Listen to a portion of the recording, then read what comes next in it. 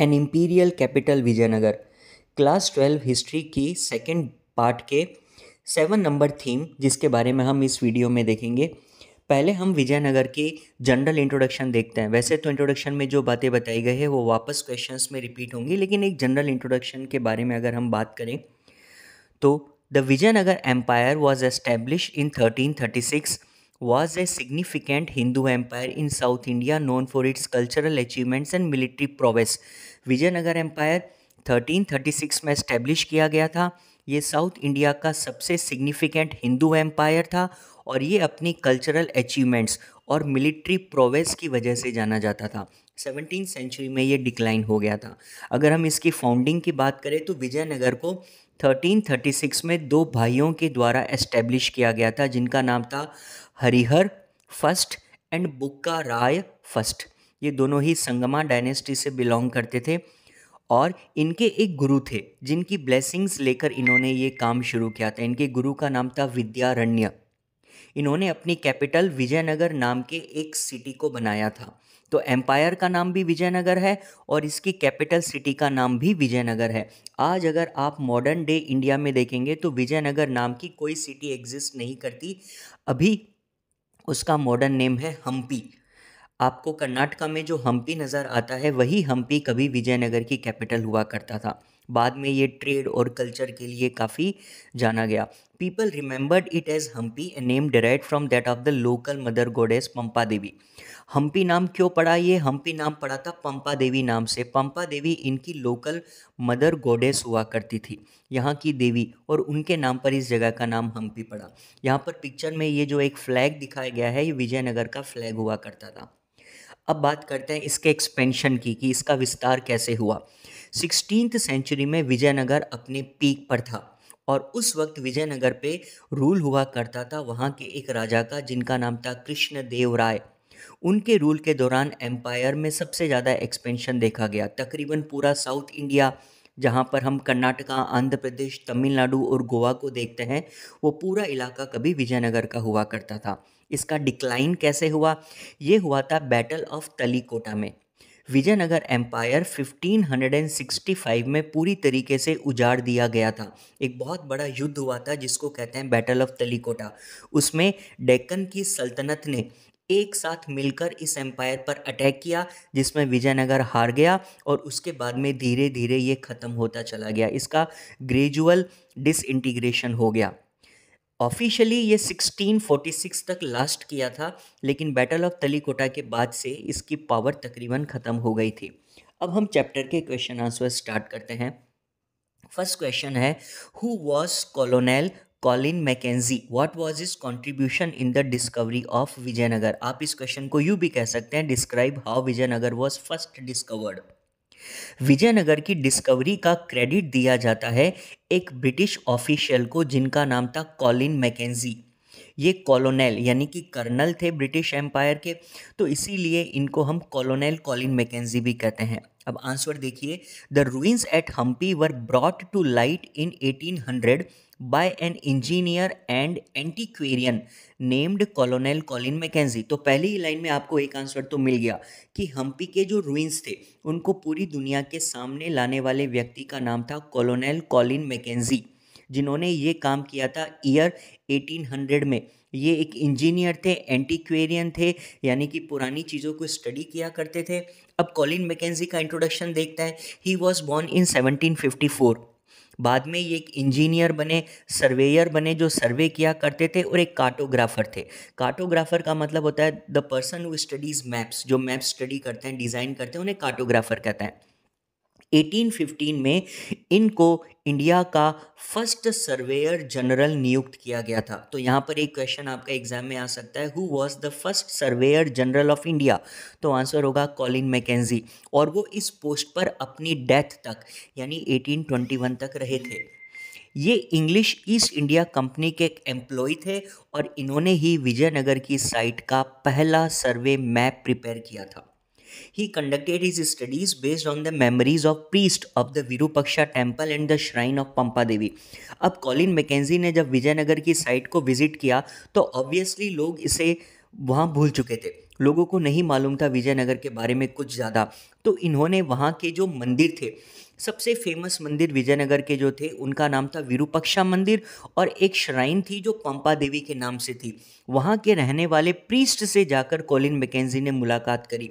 अब चूंकि जो प्रीस्ट होते हैं उनको अपनी कल्चरल लेजेसी के बारे में पता होता है काफ़ी हद तक, तो उन्होंने कॉलिन मैकेंजी को काफ़ी बातें बताई विजयनगर के बारे में, जिसके बेस पर इन्होंने अपनी आगे की स्टडीज़ की। Subsequently, from 1856, photographers began to record the monuments which enabled scholars to study them. Colin McKenzie की डेथ के बाद में 1856 में तो बहुत सारे फोटोग्राफर्स वहाँ पे और भी आ गए, जिन्होंने वहाँ के सभी मोन्यूमेंट्स को रिकॉर्ड करना शुरू कर दिया, और उसके बाद से यहाँ की प्रॉपर स्कॉलरली स्टडी चलती रही। बट मेनली हम्पी या विजयनगर के बारे में सबसे पहले सर्वे मैप तैयार करने वाले और डिस्कवरी करने वाले पर्सन का नाम था कॉलिन मैकेंजी। यहाँ पर एक छोटा सा क्वेश्चन और बनता है, who founded the Vijayanagar empire. Short question है, बहुत इंपॉर्टेंट क्वेश्चन है और बहुत इजी है। ये दो भाई थे जिनका नाम था Harihar and Bukka.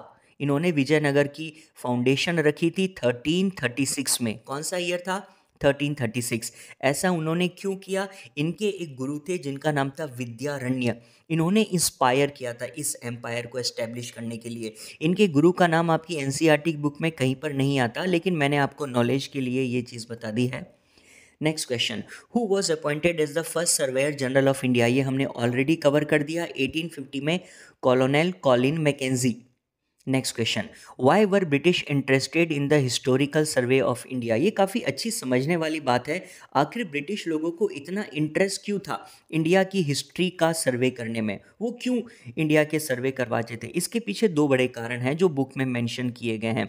First reason, in order to understand India's past to make governance of the colony easier, British surveyed many historic sites. देखिए, जब ब्रिटिश इंडिया में आए तो वो यहाँ के कल्चर को, यहाँ की कम्युनिटी, यहाँ के रिलीजन के बारे में कुछ नहीं जानते थे। अब वो हमें यहाँ पर गवर्न करना चाहते थे, क्योंकि इंडिया को अपनी कॉलोनी बना रहे थे। तो किसी भी कॉलोनी को गवर्न करने से पहले आपको वहाँ की हिस्ट्री पता होनी चाहिए, आपको उसका पास्ट पता होना चाहिए, तभी आप उनकी स्ट्रेंथ और उनकी वीकनेस को समझ पाओगे। तो ब्रिटिश का एक ही ऑब्जेक्टिव था, इंडिया को रूल करना, और इंडिया को रूल करने के लिए ज़रूरी है इंडिया के लोगों को पहले समझना। इसीलिए उन्होंने इंडिया के पास्ट को स्टडी करना शुरू किया, ताकि हमारी कमज़ोरियाँ, ताकि हमारी स्ट्रेंथ उन्हें पता चले और उस आधार पर वो हमारे लिए स्ट्रेटजीज बना सके। Second point, British thought that regional customs and traditions will benefit the English east India company in its administration. लोगों को एडमिनिस्टर करना तभी आसान होता है जब आप लोगों के रीजनल कस्टम जानते हो, लोगों के ट्रेडिशंस को समझते हो। ब्रिटिश हमारे कस्टम रिलीजन्स नहीं जानते थे, तो इसीलिए उन्होंने हमें स्टडी करना शुरू किया, ताकि हमारे बारे में जान पाएंगे, तभी हमें अच्छे से एडमिनिस्टर कर पाएंगे। Next question, what were the other names of Vijayanagar empire. Vijayanagara के दो और नाम फेमस है। एक नाम है कर्नाटका साम्राज्यमु और दूसरा नाम था हम्पी, जो एक्चुअली इसका मॉडर्न डे नेम है। हम्पी का नाम वहाँ की लोकल मदर गॉडेस पंपा देवी के नाम पे डेराइव किया गया था। तो आपके सामने तीन नाम हो गए, विजयनगर, कर्नाटका साम्राज्यमु और तीसरा नाम हो गया हम्पी। अब बात करते हैं विजयनगर की ज्योग्राफी की। तो इसके बारे में चार मेन पॉइंट्स आपको बताए गए हैं।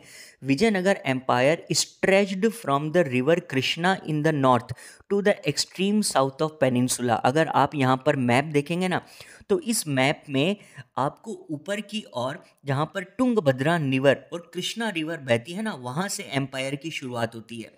तो कृष्णा रिवर जो कि बिल्कुल नॉर्थ में पड़ती है, वहाँ से लेकर एक्सट्रीम साउथ तक विजयनगर एम्पायर फैला हुआ था, जैसा कि आप मैप में देख सकते हैं। सेकेंड पॉइंट, अगर इसके नॉर्थ फ्रंटियर यानी नॉर्दर्न बॉर्डर की बात करें तो विजयनगर के दो पड़ोसी हुआ करते थे। दो दूसरे एम्पायर भी थे जो विजयनगर के अलावा ऊपर की ओर नॉर्थ की साइड रूल करते थे। एक तरफ थे डेक्कन के सुल्तान और दूसरी तरफ थे उड़ीसा के गजपति रूलर्स। तो विजयनगर घिरा हुआ था, नीचे की ओर पूरा समुद्र इंडियन ओशन था और ऊपर की ओर नॉर्थ में डेक्कन के सुल्तान और उड़ीसा के गजपति रूलर्स थे। Third point, at its peak the land between the Tungabhadra and Krishna river came under Vijayanagara empire. जब विजयनगर एम्पायर अपने पीक पर था तो कृष्णा नदी और तुंगभद्रा नदी के बीच का जो दोआब वाला एरिया था, दोआब का मतलब होता है दो यानी टू, और आब यानी वाटर, यानी दो नदियों के बीच का क्षेत्र, वो रीजन जिसको दो नदी का पानी सप्लाई होता है उसे दोआब कहते हैं। तो कृष्णा और तुंगभद्रा के नदी के बीच वाले इलाके को रायचूर दोआब कहा जाता है। वो पूरा इलाका विजयनगर के अंडर आया करता था। Fourth, the landscape was surrounded by stunning granite hills that seemed to form a girdle around the city. ये पूरा विजयनगर का जो एम्पायर था ना, ये नॉर्दर्न साइड से घिरा हुआ था ग्रेनाइट की हिल्स से। ग्रेनाइट जो कि एक पत्थर होता है जो हम अपने घरों में भी अक्सर यूज़ करते हैं, तो ग्रेनाइट पत्थर की पहाड़ियों से ये घिरा हुआ था। जैसे कोई माला होती है ना जो चारों ओर से गले को घेर लेती है, उसी प्रकार विजयनगर को ग्रेनाइट की हिल्स ने घेरा हुआ था। तो 4 पॉइंट्स। पहला, ये कृष्णा रिवर से स्टार्ट होकर बिल्कुल एक्सट्रीम साउथ तक था। सेकंड पॉइंट, यहाँ पर एक तरफ डेक्कन के सुल्तान और एक तरफ गजपति रूलर्स ऑफ उड़ीसा थे, और उसके बाद नीचे पूरा साउथ विजयनगर के अंडर था। तुंगभद्रा और कृष्णा के बीच वाला जो दोआब का इलाका है वो भी विजयनगर के कंट्रोल में था। और फाइनली वहाँ पर जो ग्रेनाइट की हिल्स पाई जाती है वो विजयनगर के चारों ओर फैली हुई थी।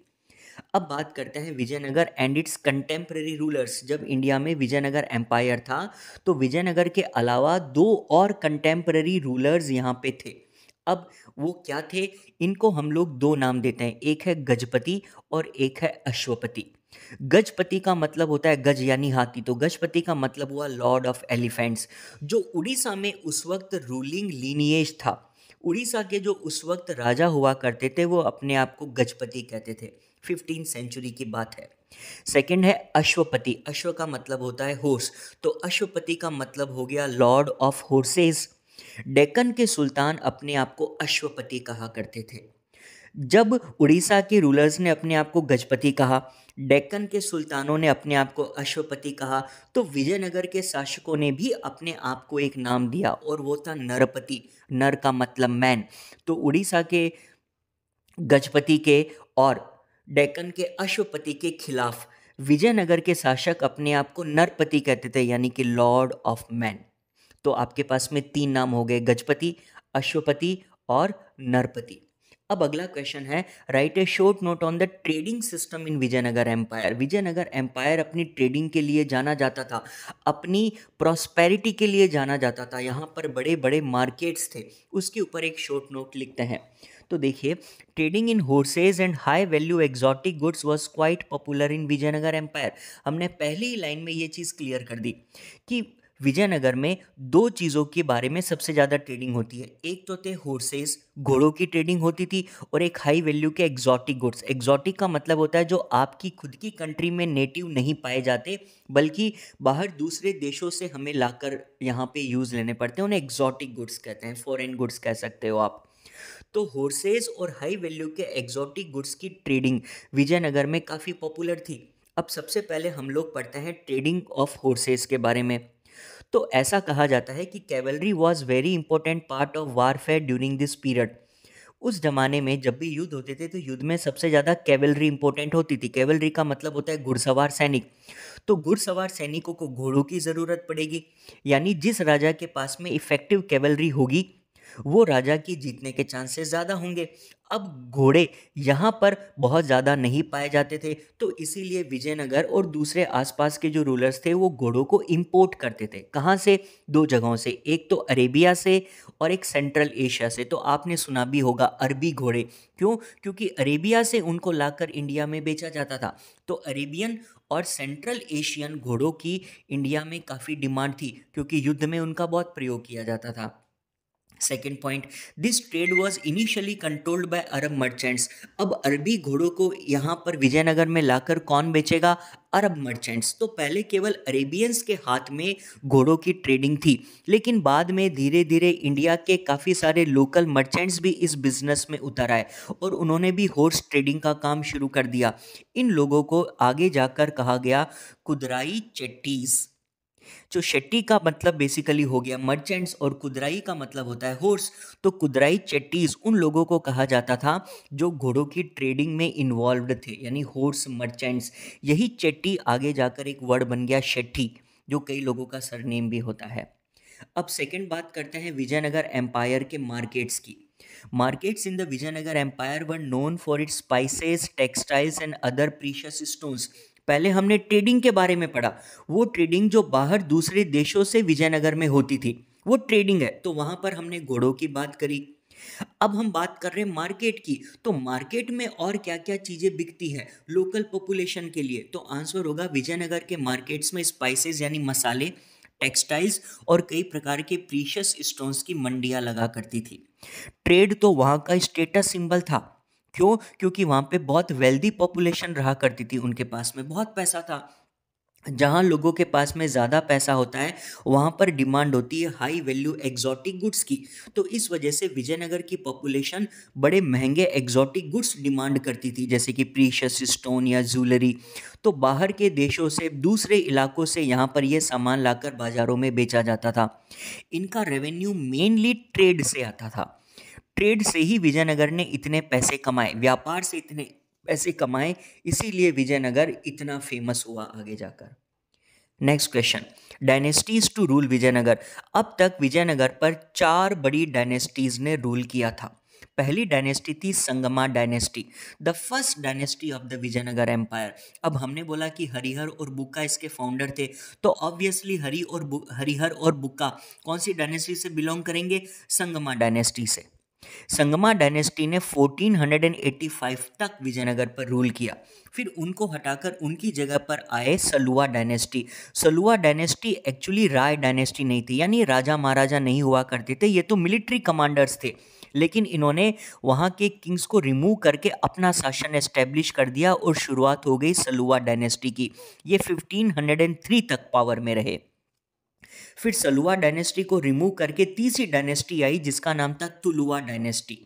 सलुवा डायनेस्टी को रिप्लेस किया गया तुलुवा डायनेस्टी से, और इसी डायनेस्टी में, तुलुवा डायनेस्टी में एक बहुत फेमस किंग हुए जो विजयनगर के मोस्ट पॉपुलर किंग कहे जाते हैं, जिनका नाम था कृष्णदेव राय। वो तुलुवा डायनेस्टी से थे। और फाइनली 4th नंबर पे डायनेस्टी आई थी अराविडू डायनेस्टी। 1542 तक जो कंट्रोल था वो एक दूसरी रूलिंग लीनिएज अराविडूस के हाथ में चला गया, और अराविडू 17th सेंचुरी तक वहाँ पर कंटिन्यू रूल करते गए। तो संगमा, सलुवा, तुलुवा और अराविडू, ये 4 डायनेस्टीज कृष्ण देवराय वाली डायनेस्टी के इंक्लूडिंग विजयनगर से जोड़ी जाती है। अब इन्हीं में से जो तुलुवा डायनेस्टी थी उसमें से बिलोंग करते थे कृष्ण देवराय, तो हम उनके बारे में अब आगे पढ़ेंगे। Krishna Devaraya was the most prominent and significant ruler of Vijayanagara. इनके बारे में 3 मेजर पॉइंट्स कहे जा सकते हैं। First, Krishna Devaraya belonged to Tuluva dynasty. Second, Krishnadevaraya ruled from 1509 to 1529, यानी 20 ईयर्स तक इनका रूल था। ये सबसे फेमस रूलर थे विजयनगर के। आज भी जब विजयनगर का जिक्र किया जाता है तो लोगों के मुंह पर एक ही नाम आता है, कौन सा? विजयनगर, जो कृष्णदेवराय ने रूल किया था। He composed a work on statecraft in Telugu. Krishnadevaraya ने एक वर्क भी किया था, यानी उन्होंने अपने हिसाब से कुछ आर्टिकल्स भी लिखे थे तेलुगु लैंग्वेज में, जिसमें उन्होंने राजनीति के बारे में कुछ बातें लिखी थी, और उसका नाम है अमुक्ता मलयदा। ये आपकी बुक में शोर्स में मेंशन किया हुआ है। यहाँ पर एक छोटा ऑब्जेक्टिव क्वेश्चन बन सकता है, इसलिए हमने इसको इंक्लूड कर लिया है।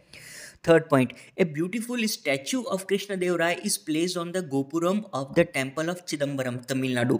तमिलनाडु जो विजयनगर में आता था, वहाँ पर एक बहुत फेमस टेम्पल है चिदम्बरम। वहाँ के गोपुरम में कृष्णदेवराय का एक स्टैचू भी लगा हुआ है, और उस स्टैचू को देखकर हमें कुछ बातें कृष्णदेवराय के बारे में पता चलती है, जैसे कि वो मीडियम हाइट के थे, उनकी हाइट ज़्यादा नहीं थी। कॉम्प्लेक्शन यानी कि उनका रंग फेयर था, गोरा था। फिगर अच्छी थी, थोड़े से फैट थे, थिन नहीं कहा जा सकता उनको। And he had science of small pox on his face. उनके चेहरे पर शायद स्मॉल पॉक्स के दाग भी थे, ऐसा उस स्टैचू को देखकर कृष्णदेवराय के बारे में पता चलता है। नेक्स्ट क्वेश्चन देखते हैं। कृष्णदेवराय के बारे में ही हमने ये क्वेश्चन बनाया। Krishnadevaraya was the most famous ruler of Vijayanagara. ऐसा क्यों? इस स्टेटमेंट के पक्ष में हम क्या कह सकते हैं? तो आंसर है Krishnadevaraya was the most famous ruler of Vijayanagar. Following points prove this statement. Total 6 points है। First point, Krishnadevaraya's rule was characterised by expansion and consolidation. जब तक कृष्णदेवराय का रूल था, जब तक विजयनगर का एक्सपेंशन यानी विस्तार होता रहा, कंसोलिडेशन यानी इसको और ताकतवर, शक्तिशाली बनाता रहा Krishnadevaraya. He acquired the land between Tungabhadra and Krishna, ये हम पहले भी पढ़ चुके हैं। कृष्णा नदी और तुंगभद्रा नदी के बीच वाला इलाका बहुत फर्टाइल लैंड था। हर एक शासक उसके ऊपर कब्जा करना चाहता था, जिसको हम कहते थे रायचूर दोआब। 1512 में कृष्णदेवराय ने रायचूर दोआब को अपने कंट्रोल में ले लिया। फिर उसके बाद में 1514 में इन्होंने रूलर्स ऑफ उड़ीसा को अपने सामने सबड्यू कर लिया, यानी झुका दिया। फिर 1520 में इन्होंने सुल्तान ऑफ बीजापुर को भी डिफीट कर दिया। तो आप देखिए, डेक्कन के सुल्तान, उड़ीसा के गजपति और रायचूर दोआब, ये पूरा पूरा एम्पायर कृष्णदेवराय का क्रिएट किया हुआ है। दो Vijayanagara fought many battles under Krishnadevaraya, his reign saw unparalleled peace and prosperity. और ऐसा नहीं है कि कृष्णदेवराय पूरे टाइम युद्ध ही करते रहे, इन्हीं के रेन यानी इन्हीं के राज के दौरान अनपैरेलल्ड, ऐसी कभी नहीं देखी गई इतनी शांति और प्रॉस्पेरिटी विजयनगर ने देखी है। Krishnadevaraya is credited with building some fine temples. इसके अलावा इन्होंने अपने रूल के दौरान सबसे बेहतरीन टेम्पल्स वहां पर बनाए थे, और जो टेम्पल पहले से बने हुए हैं उनके ऊपर गोपुरम बनाने का काम इन्होंने किया था। तो इतने इम्प्रेसिव गोपुरम भी इन्होंने जोड़े, कुछ नए मंदिर भी बनाए साउथ इंडिया में। जैसे एग्जाम्पल के तौर पे तंजौर का जो बृहदेश्वरा टेम्पल है, उसका गोपुरम भी कृष्णदेवराय को क्रेडिट किया जा सकता है। He also founded a suburban township near Vijayanagar. ऐसा कहते हैं कि विजयनगर जो कैपिटल थी उसके बाहर सब अर्बन एरिया में इन्होंने एक अलग टाउनशिप बसाई थी, जिसका नाम था नगलापुरम। ये उन्होंने अपनी माँ की याद में बसाई थी, जिसका आंसर क्या होगा? नगलापुरम। तो ये सारे पॉइंट्स प्रूव करते हैं कि कृष्णदेवराय मोस्ट फेमस रूलर थे विजयनगर के। अब आता है एक और पर्सन जिसका नाम था आलिया रामा राय। वैसे तो आपकी बुक में ये आलिया वर्ड यूज़ नहीं किया गया है, जिसको केवल रामा राय बोला गया है। यहाँ पर मैं आपको रामा राय का एक शॉर्ट इंट्रोडक्शन दे रहा हूँ, क्योंकि आगे इनका काफ़ी जिक्र आएगा। Rama Raya was born into a Telugu family. The Aravidu family to which Rama Raya belonged was native to south Andhra. तो देखिए, मैं आपको शॉर्ट में बता देता हूँ। कृष्णदेव राय के परिवार में आगे जाकर एक और व्यक्ति थे जिनका नाम था रामा राय। अब ये कृष्णदेव राय के परिवार में कैसे थे? एक्चुअली रामा राय कृष्णदेव राय की बेटी के पति थे, यानी कि उनके सन इन लॉ। रामा राय का एक और भाई था जिसका नाम था तिरुमला देवा राय, और जो कृष्णदेव राय है उनकी दो बेटियां थी। तो कृष्णदेव राय ने अपनी दोनों बेटियों की शादी इन दोनों भाइयों से करवा दी थी, रामा राय से और तिरुमला देवा राय से। तो इसीलिए रामा राय को आलिया रामा राय भी कहा जाता है, क्योंकि अलिया वर्ड का मतलब होता है सन इन लॉ। ये कन्नड़ भाषा का वर्ड है। तो Aliya Rama Raya because he was the son in law of Krishnadeva Raya, इसीलिए ये रामा राय का नाम पड़ गया। अब रामा राय का मैंने यहाँ पर जिक्र क्यों किया गया है? क्योंकि विजयनगर के डिक्लाइन होने में रामा राय का बहुत बड़ा योगदान था। अब वो कैसे? कृष्णदेव राय की मृत्यु के बाद में विजयनगर एम्पायर कमज़ोर पड़ता गया, और एक व्यक्ति था जिसका नाम था यही रामा राय। वो उस वक्त विजयनगर को रूल कर रहे थे। वैसे तो रामा राय कभी भी विजयनगर का शासक नहीं बना। उस वक्त रामा राय ने अपने ही भतीजे को कृष्णदेव राय की मृत्यु के बाद शासक बनाकर बैठा दिया, लेकिन सब जानते हैं कि असलियत में रूल रामा राय का चलता था। तो जब रामा राय वहाँ का रूलर था तो उसने कुछ ऐसी रणनीतियाँ अपनाई जिसकी वजह से डेक्कन के सुल्तान उनके दुश्मन बन बैठे और उन्होंने विजयनगर पे हमला किया। तो नेक्स्ट क्वेश्चन है, explain the events that led to the decline of Vijayanagar empire after the death of Krishnadeva Raya. तो क्या क्या इसमें इवेंट्स हुए देखिए। Krishnadeva Raya died in 1529। After his death Vijayanagar started to decline due to following reasons. क्या क्या रीजन है? First reason, his successors were troubled by rebellious nayaka और मिलिट्री चीफ। कृष्णदेव राय की मृत्यु के बाद में जितने भी नायक थे, और या आप कह सकते हो मिलिट्री चीफ थे, वो लगातार कृष्णदेव राय के सक्सेसर यानी उनके उत्तराधिकारियों को परेशान करते रहे, क्योंकि कृष्णदेव राय के बाद में कोई भी ताकतवर राजा कभी बना ही नहीं। तो नायक उनकी अथॉरिटी मानने से मना कर देते और उनके राज्य से हट जाते। तो पहला लॉस तो ये। Second, by 1542 control had shifted to another ruling lineage that of the Aravidu. 1542 तक आते आते तकरीबन ये जो तुलुवा डायनेस्टी थी कृष्णदेव राय की, ये खत्म हो गई और सारा पावर चला गया अराविडू डायनेस्टी के हाथ में। उसी अराविडू डायनेस्टी में एक खुद रामा राय थे, और फिर बाद में 17वीं सेंचुरी तक यही डायनेस्टी रूल करती रही। During this period, the military ambitions of the rulers of Vijayanagar as well as those of Deccan Sultanate resulted in shifting alignment. अब देखिए, कृष्णदेव राय की मृत्यु के बाद में सबको पता चल चुका था कि अब विजयनगर कमज़ोर है, क्योंकि सारे कमज़ोर शासक वहाँ पे आ चुके हैं।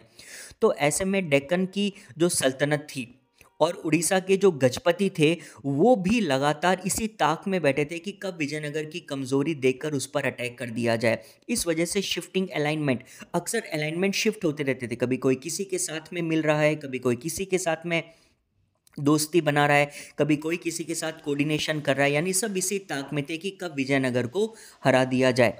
This led to an alliance of सल्तनत अगेंस्ट विजयनगर। इन्हीं शिफ्टिंग अलाइनमेंट्स की वजह से फाइनली डेक्कन की जो सल्तनत थी, उन्होंने अपना एक अलायंस बनाया और इस अलायंस ने मिलकर एक साथ विजयनगर पर अटैक किया और इस वजह से विजयनगर की हार हुई थी। इसको कहा जाता है द बैटल ऑफ तलीकोटा। 1565 में जब रामाराय चीफ मिनिस्टर हुआ करते थे विजयनगर के, उस वक्त एक बहुत फेमस बैटल हुआ था जिसको हम बैटल ऑफ तलीकोटा भी कहते हैं या फिर राक्षसी टांगड़ी भी कहते हैं। इस जगह पर एक बैटल हुआ था जिसमें विजयनगर पर एक साथ मिलकर अटैक किया गया था 3 कंबाइंड आर्मीज के द्वारा, जिनका नाम था बीजापुर, अहमदनगर और गोलकोंडा। इन तीनों आर्मीज ने मिलकर एक साथ रामाराय की आर्मी को डिफीट कर दिया और वहीं से विजयनगर का डिक्लाइन शुरू हुआ। और इन विक्टोरियस आर्मीज ने ना सिर्फ विजयनगर को हराया, बल्कि वो इसके शहर में घुसे और इसको कंप्लीटली सैक्ड यानी पूरी तरीके से उजाड़ दिया। कुछ सालों बाद धीरे धीरे पूरा शहर ही अबेंडन कर दिया गया। लोग इस शहर को छोड़ छोड़कर दूसरी जगहों पर शिफ्ट हो गए और यहीं से शुरू हुआ विजयनगर का डिक्लाइन। तो अब ये बैटल ऑफ तलीकोटा क्या है, इसके बारे में एक और प्रेजेंटेशन देख लेते हैं। Battle of Talikota was fought on 23 January 1565। ये बड़ा सिग्निफिकेंट है साउथ इंडिया की हिस्ट्री में, क्योंकि विजयनगर एम्पायर का एंड यहीं से हुआ था और इसको राक्षसी टांगड़ी भी कहा जाता है। कई जगह पर इसका नाम रक्का सागी टांगड़ी भी होता है, वो अलग अलग नेम्स पॉपुलर है, बट मेजरली इसको राक्षसी टांगड़ी कहते हैं। इसमें एक कोएलिशन आर्मी थी जिसमें थे अहमदनगर, बीजापुर, गोलकोंडा और बिदार। इन चारों ने मिलकर एक साथ विजयनगर पर अटैक किया था। वैसे बिदार का नाम आपकी एनसीईआरटी की बुक में नहीं है, बाकी बिदार भी इसमें शामिल था। और इसी डिफीट से विजयनगर खत्म होता चला गया और इस बैटल में रामाराय की भी मृत्यु हो गई थी। अब बात करते हैं कि क्या हमेशा से सुल्तान और राय के बीच में रिश्ते खराब ही थे क्या? How can we say that the relationship between the sultans and the Rayas was not always hostile. हमेशा इनके बीच में रिश्ते खराब नहीं थे। हॉस्टाइल या हॉस्टिलिटी का मतलब होता है दुश्मनी या शत्रुता। हमेशा से डेक्कन के सुल्तान और राय लड़ते नहीं रहते थे। तो आंसर देखिए क्या है। The sultans were the reasons for the destruction of the city of Vijayanagar in the battle of Talikota in 1565, but the relationship between the sultan and the Rayas was not always hostile. हमेशा इनके बीच में रिश्ते खराब नहीं थे, बल्कि रिलीजियस डिफरेंस एग्जिस्ट करता था। वो सल्तनत थी, वो तुर्क थे, लेकिन विजयनगर एक हिंदू एम्पायर था। उसके बावजूद धर्म अलग अलग है, लेकिन इनके बीच में कभी रिश्ते खराब नहीं थे। इसके कई सारे कारण भी दिए जा सकते हैं। जैसे एग्जाम्पल के तौर पे फर्स्ट पॉइंट देखिए, Krishnadeva Raya supported some claimants to power in the sultanate and took pride in the title establisher of the Yavana kingdom. एक बार की बात है, कृष्णदेव राय विजयनगर पर रूल कर रहे थे और उनके पड़ोस में जो डेक्कन सल्तनत थी, वहाँ के राजा की मृत्यु हो जाने के बाद में अगला उत्तराधिकारी कौन बनेगा, इस बात को लेकर काफ़ी डिस्प्यूट खड़ा हो गया था। तब कृष्णदेव राय ने खुद बीच बचाव किया, उनके बीच में समझौता कराया और इस समझौते के तहत उनको एक टाइटल भी मिला, एस्टेब्लिशर ऑफ द यवन किंगडम, क्योंकि डेक्कन के सल्तनत को यवन किंगडम भी कहा जाता था। तो कृष्णदेव राय एक हिंदू राजा थे विजयनगर के, उसके बावजूद उनको यवन किंगडम का एस्टेब्लिशर बोला गया क्योंकि उन्होंने उनकी हेल्प करी। इसी प्रकार बीजापुर के सुल्तान ने भी विजयनगर की हेल्प करी थी। कैसे? जब विजयनगर में कृष्णदेव राय की मृत्यु हो गई तो उनके बाद में अगला राजा कौन बनेगा, इसको लेकर भी कई डिस्प्यूट हुए। तो बीजापुर के सुल्तान भी यहाँ पर आए और उन्होंने इस डिस्प्यूट को सॉल्व कराने में हेल्प करी, यानी दोनों एक दूसरे की हेल्प कर रहे हैं। According to historians, the Vijayanagar kings were keen to ensure the stability of Sultanate and vice versa. Vice versa का मतलब इसका opposite भी true है, यानी जहाँ पर विजयनगर के राजा ये चाहते थे कि उनके पड़ोस में सल्तनत में शांति रहे, उसी प्रकार सल्तनत भी चाहती थी कि विजयनगर में शांति रहे, क्योंकि अगर आपके पड़ोस में लड़ाई हो रही है तो चैन से आप भी नहीं बैठ पाओगे, आपको भी परेशानियां होंगी। तो सल्तनत चाहती थी कि उनके पड़ोस में विजयनगर में शांति बहाल रहे, विजयनगर चाहता था कि सल्तनत में शांति रहे, ताकि दोनों में डेवलपमेंट हो। अगर एक जगह भी लड़ाई होगी तो दूसरा भी चैन से कैसे बैठेगा। Fourth point, it was due to the adventurous policy of Rama Raya. अगर दोनों में इतनी अच्छी दोस्ती है, इतना अच्छी समझाइश है, तो फिर ये युद्ध क्यों हुआ। कारण था एडवेंचरस पॉलिसी ऑफ रामा राय। रामा राय जो चीफ मिनिस्टर था, उसकी पॉलिसी ही कुछ ऐसी थी कि वो एक सुल्तान को दूसरे सुल्तान से प्ले ऑफ करना चाह रहा था, यानी भड़काना चाहता था आपस में। जब सभी सुल्तानों को ये खबर पहुंची कि रामा राय उनके बीच में मतभेद पैदा कर रहा है, अहमदनगर, बीजापुर, गोलकोंडा, बिदार, इनके सुल्तानों को पता चला कि रामा राय उन सबको आपस में एक दूसरे के प्रति भड़का रहा है, तो वो लोग नाराज हो गए और एक साथ मिलकर आए और विजयनगर को बैटल ऑफ तलीकोटा में हरा दिया। तो इनमें रिश्ते हमेशा से अच्छे थे, वो तो रामा राय की एडवेंचरस पॉलिसीज ने बैटल ऑफ तलीकोटा किया था। चलिए अब बढ़ते हैं अगले क्वेश्चन की ओर, जो है हु वर नायक्स। ये नायक कौन हुआ करते थे। In the Vijayanagar empire the nayakas were military chief who exercise power and controlled forts and had armed supporters. बड़ा सिंपल सा आंसर है। देखिए, कोई भी राजा तभी तक अच्छे से रूल कर पाएगा जब उसकी सेना उसके कहने में है, जब उसकी सेना पर उसका पूरा कंट्रोल है। और सेना को कौन संभालता है, कौन कमांड करता है, मिलिट्री चीफ यानी कि सेनापति। और इन सेनापति को कहा जाता था नायक। यानी विजयनगर के शासकों की जो सेना थी, उनके जो सेनापति थे उनको नायक कहते थे। और हर एक नायक के कंट्रोल में कई किले होते थे, वो किलों की सुरक्षा प्रदान करते थे नायक। उनके पास अपने आर्म्ड सपोर्टर्स यानी हथियारों से लैस सैनिक हुआ करते थे। और ये चीफ जरूरी नहीं है कि एक जगह पर ही स्टेशनड रहेंगे। अक्सर ये नायक अपनी पूरी सेना की टुकड़ी को लेकर एक जगह से दूसरी जगह चले जाया करते थे। इनके साथ में बहुत सारे पीजेंट्स भी चले जाते थे, क्योंकि उस ज़माने में अक्सर किसान नई नई फर्टाइल लैंड की तलाश में होते थे। तो ये सेनापति जहाँ चाहते वहाँ जाकर सेटल हो जाते। इनके अंडर एक सेना की टुकड़ी को ट्रेनिंग मिलती थी, और जब भी किंग को ज़रूरत पड़े वो इन नायकों को कॉल करते, इनको बुलाते, और ये नायक अपनी सेना की टुकड़ी लेकर युद्ध में लड़ने के लिए चले जाते। ये नायक अक्सर वहाँ की लोकल लैंग्वेज तेलुगु या कन्नड़ में बात करते थे। ये नायक अक्सर किंग्स के कंट्रोल में रहते थे, क्योंकि ये नायक है, राजा थोड़ी है, तो ये राजा की बात को कैसे टालेंगे। तो विजयनगर के किंग्स के कंट्रोल में ही नायक थे। हाँ, ये अलग बात है कि कभी कभी कुछ नायक रेबेल भी कर देते थे, यानी कि राजा के खिलाफ ही बागी हो जाते। ऐसे में फिर किंग्स को उनके सामने, उनको अपने सामने झुकाने के लिए मिलिट्री एक्शन भी लेना पड़ता था। तो ये मिलिट्री चीफ यानी सेना के सेनापति ही नायक हुआ करते थे। अगला question, what was the Amara Nayaka system of Vijayanagar empire. देखिए, अमर नायक एक मेजर पॉलिटिकल इनोवेशन कही जाती है। विजयनगर एम्पायर की इनोवेशन यानी एक राजनीतिक पहल है। ऐसा विजयनगर ने ही सिस्टम पैदा किया था। किसका? अमर नायक वाला। अब ये अमर नायक सिस्टम क्या होता है? वैसे देखा जाए तो ये कोई नया सिस्टम नहीं है।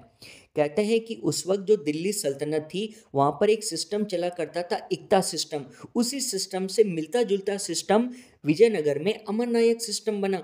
और इस सिस्टम के बारे में आपने 11th क्लास की हिस्ट्री की बुक में भी पढ़ा, अगर आपको याद हो तो। यूरोप में फ्यूडल सिस्टम, उसके दौरान द 3 ऑर्डर्स हुआ करते थे। उनमें से एक होते थे लॉर्ड्स।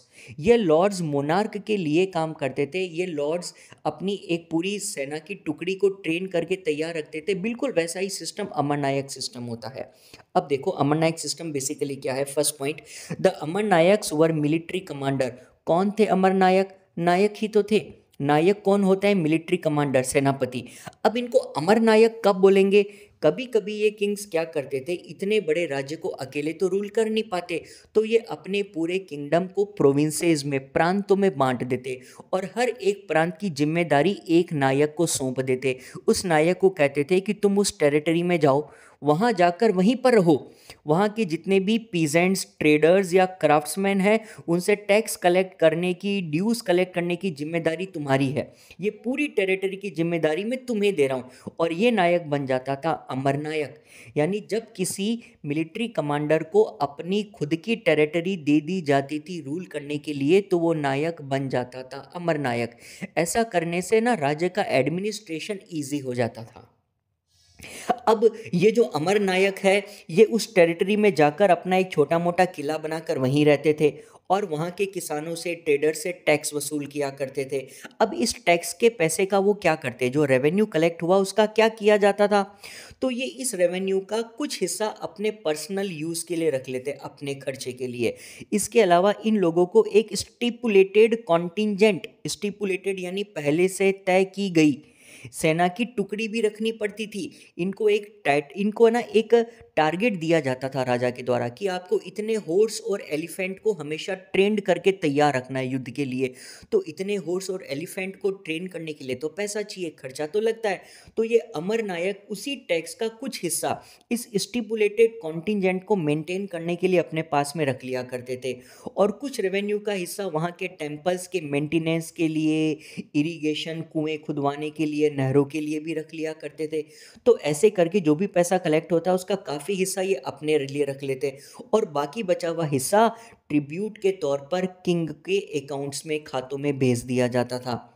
अब हर साल किंग एन्युअली इनको कॉल करता, इनको बुलाता और इनको पर्सनली अपीयर होना पड़ता है। ऐसा नहीं है कि आप केवल पैसा भेज दो, इनको पर्सनली किंग के सामने अपीयर होना पड़ता था और ये वहाँ जाकर जो भी पैसा है वहाँ पर उनके खातों में, उनके खजाने में जमा करवाते थे और अपनी लॉयल्टी, अपनी वफादारी किंग के प्रति एक्सप्रेस करते थे। कभी कभी ये किंग अपना कंट्रोल असर्ट करने के लिए इन्हें एक जगह पर ज़्यादा लंबे समय तक रहने नहीं देते, इनकी टेरिटरी चेंज करते रहते थे। जैसे कि इसको वहाँ भेज दिया, वहाँ से कहीं और भेज दिया, अमर नायक को किसी को नॉर्थ में, किसी को साउथ में, ऐसे करके राजा इनके ऊपर अपना कंट्रोल टाइट करके रखते थे। In course of time they established independent kingdom. हाँ, ये अलग बात है कि कभी कभी ये जो अमर नायक थे ये अपने आप को किंग घोषित कर देते, ये अपने आप को वहाँ का एक राजा घोषित कर देते, ये अपनी इंडिपेंडेंस घोषित कर देते और उसके बाद में किंग की अथॉरिटी मानने से मना कर देते थे। वैसे तो देखो, विजयनगर के डिक्लाइन होने के पीछे एक बड़ा कारण ये अमर नायक भी थे, क्योंकि कृष्णदेवराय की मृत्यु के बाद में सारे कमज़ोर शासक बचे थे। तो बहुत सारे अमर नायक्स ने अपनी इंडिपेंडेंस अनाउंस कर दी और इसकी वजह से विजयनगर का डिक्लाइन जल्दी हो गया था। Next question, how were the water requirements of Vijayanagara met. विजयनगर में पानी की ज़रूरत कैसे पूरी की जाती थी। Since Vijayanagara was one of the most arid zones of south India. देखिए, विजयनगर जिस जगह पर एस्टेब्लिश्ड था वो जगह एक्चुअली एरिड जोन आती थी, वो शुष्क इलाका था, वो सूखा इलाका था, वहाँ पर पानी बहुत ज़्यादा अवेलेबल था नहीं, इसलिए वहाँ पर पानी के लिए हमेशा बड़े अरेंजमेंट किए जाते थे। इनफैक्ट वो रेन वाटर को बिल्कुल भी वेस्ट नहीं जाने देते थे। रेन वाटर को स्टोर करने के लिए उन्होंने कई सारे इंतज़ाम कर रखे थे। अब देखो, 4 मेजर पॉइंट्स इनकी पानी की ज़रूरत को पूरा करने के लिए बताए जा गए हैं। First point, Vijayanagara was located in the natural basin formed by the river Tungabhadra. सबसे पहले विजयनगर के पानी की ज़रूरत तुंगभद्रा नदी से पूरी होती थी, क्योंकि तुंगभद्रा का जो नेचुरल बेसिन है, वो सारा इलाका जहाँ पर तुंगभद्रा का पानी पहुँचता है वहीं विजयनगर बसा हुआ था, इसलिए विजयनगर को तुंगभद्रा का पानी मिल गया। Second point, embankments were built along river streams to create reservoir of different size. वहाँ पर जो भी पानी की धाराएं बहती थी, बहुत सारी पानी की स्ट्रीम्स पहाड़ों से नीचे आकर बहती थी, उनको वेस्ट नहीं जाने दिया जाता था, उनको दोनों ओर एम्बैंकमेंट यानी उनकी दोनों ओर नदी के किनारे बना दिए जाते थे, ताकि उनको एक सही दिशा देकर पानी के रेजर्वायर में रख दिया जाए। इससे वहाँ पर बड़े बड़े रेजर्वायर बनाए गए जिनमें यह सारा पानी इकट्ठा हो जाता था। थर्ड इंपॉर्टेंट पॉइंट है कमलापुरम टैंक। कमलापुरम टैंक को 15th सेंचुरी में बनाया गया था। ये एक टैंक है, एक वाटर का रेजर्वायर है, और कमलापुरम टैंक इसलिए बनाया गया था ताकि उसका जो पानी है आगे जाकर खेतों को इरिगेट करने में काम आए और बाद में रॉयल सेंटर तक इस पानी को चैनलाइज करके पहुंचाया गया था। फोर्थ पॉइंट है हीरिया कैनाल। हीरिया कैनाल वहाँ की एक बड़ी प्रोमिनेंट वाटर वर्क है। ये कैनाल है, नहर, इसका पानी तुंगभद्रा नदी के बांध की वजह से बनाया गया था। रूलर्स ने तुंगभद्रा नदी पर एक डैम बनाया। उस डैम के पानी को डाइवर्ट करके फिर इन्होंने एक बड़े से रेजरवोयर में उसे इकट्ठा कर लिया और फिर इस रेजरवोयर से एक नहर निकाली जो आगे जाकर वहाँ के खेतों को कल्टीवेट करने में काम आती थी। इस नहर का नाम था हीरिया कैनाल और यही वो नहर है जो सेक्रेड सेंटर और अर्बन कोर के बीच में भी बहती थी। आगे जाकर हम विजयनगर का मैप देखेंगे, उसमें बताया गया है कि किस प्रकार सेक्रेड सेंटर और अर्बन कोर के बीच में कैनाल, एक नहर बहती थी, ये वही हीरिया कैनाल है। इसे संगमा डायनेस्टी ने बनाया था। तो 4 पॉइंट्स हो गए मेजर। पहला, तुंगभद्रा का नेचुरल बेसिन। दूसरा, जितनी भी रिवर स्ट्रीम है उनके दोनों और एम्बैंकमेंट। तीसरा, कमलापुरम टैंक। और चौथा, हीरिया कैनाल। ये 4 पॉइंट्स विजयनगर के वाटर अरेंजमेंट्स के बारे में बताते हैं। Next point, features of fortification of Vijayanagar empire. ये भी बड़ा इंपॉर्टेंट क्वेश्चन है। हमने फोर्टिफिकेशन वॉल का मतलब होता है चार दीवारी। अक्सर किसी भी किले के चारों ओर सुरक्षा के हिसाब से बड़ी बड़ी ऊंची ऊंची दीवारें बना दी जाती है जिनको फोर्टिफिकेशन वॉल कहते हैं। और विजयनगर की फोर्टिफिकेशन वॉल तो बड़ी फेमस थी। अब वहाँ के फोर्टिफिकेशन वॉल्स की क्या खासियत थी, देखिए, ये हमने पता लगाया है अब्दुल रज़ाक के अकाउंट्स से। कहते हैं कि 15वीं सेंचुरी में पर्शिया के रूलर ने एक एम्बेसडर, एक राजदूत को विजयनगर भेजा था जिसका नाम था अब्दुल रज़ाक। वो आए थे कलिकट। कलिकट का अभी प्रेजेंट में नाम है खोजिकोड। और कलिकट में आने के बाद इन्होंने वहाँ पर जो कुछ भी देखा उसको अपने अकाउंट्स में लिखा। कहते हैं कि अब्दुल रज़ाक बहुत इम्प्रेस हुए क्योंकि उन्होंने देखा कि यहाँ पर तो बहुत सारी फोर्टिफिकेशन वॉल है, यानी कि विजयनगर के शासकों ने पूरे शहर के चारों ओर दीवारें बनाई हैं। और देखो उसने क्या पॉइंट्स मेंशन किए। First point, he mentioned 7 lines of forts. आमतौर पर किसी भी किले के चारों ओर एक दीवार होती है या मान लो 2 हो सकती है ज़्यादा से ज़्यादा, लेकिन विजयनगर के चारों ओर 1 2 3 4 नहीं बल्कि 7 अलग अलग दीवारें बनाई गई थी। 7 lines of forts. He says that forts were encircled not only the city. अब 7 दीवारें क्यों बनाई गई, इसके कई सारे कारण हैं। एक्चुअली विजयनगर के शासक ये चाहते थे कि उनके पूरे शहर के चारों ओर दीवारें हों। इसके अलावा वहाँ पर खेत और जंगल भी इन दीवारों के अंदर आते थे। जो सबसे बाहरी दीवार थी वो तो बिल्कुल बाहर थी, वो शहर के चारों ओर जो पहाड़ियां है ना उनको आपस में लिंक करती थी। आप एक दीवार को पार करके अंदर जाओगे तो सीधा महल नहीं आ जाता था, थोड़ी दूर चलने के बाद फिर एक दीवार, फिर उसको क्रॉस करके फिर एक दीवार, ऐसे करते करते 7 लाइन्स ऑफ फोर्ट्स विजयनगर में पाई जाती थी, जो एक बड़ा ही प्रोमिनेंट फीचर है वहाँ के आर्किटेक्चर का। सेकेंड, द मैसनरी कंस्ट्रक्शन वो स्लाइटली टैपर्ड। यहाँ पर जो भी कंस्ट्रक्शन देखने को मिलता है ना वो मैसनरी कंस्ट्रक्शन है, यानी कि वो ईंटों और पत्थरों का वहाँ पर काफ़ी ज़्यादा प्रयोग किया गया है। और ये मैसनरी कंस्ट्रक्शन थोड़ा सा टैपर था। टैपर का मतलब इनको एकदम एक बराबर सीधे से नहीं बनाया जाता था, बल्कि इनको थोड़ा सा टेढ़ा रखा जाता था, थोड़ा सा टैपर कर दिया जाता था ताकि थोड़ा सा पतला आकार हो जाए, ताकि एक पत्थर में दूसरा पत्थर इजीली फिट हो जाए।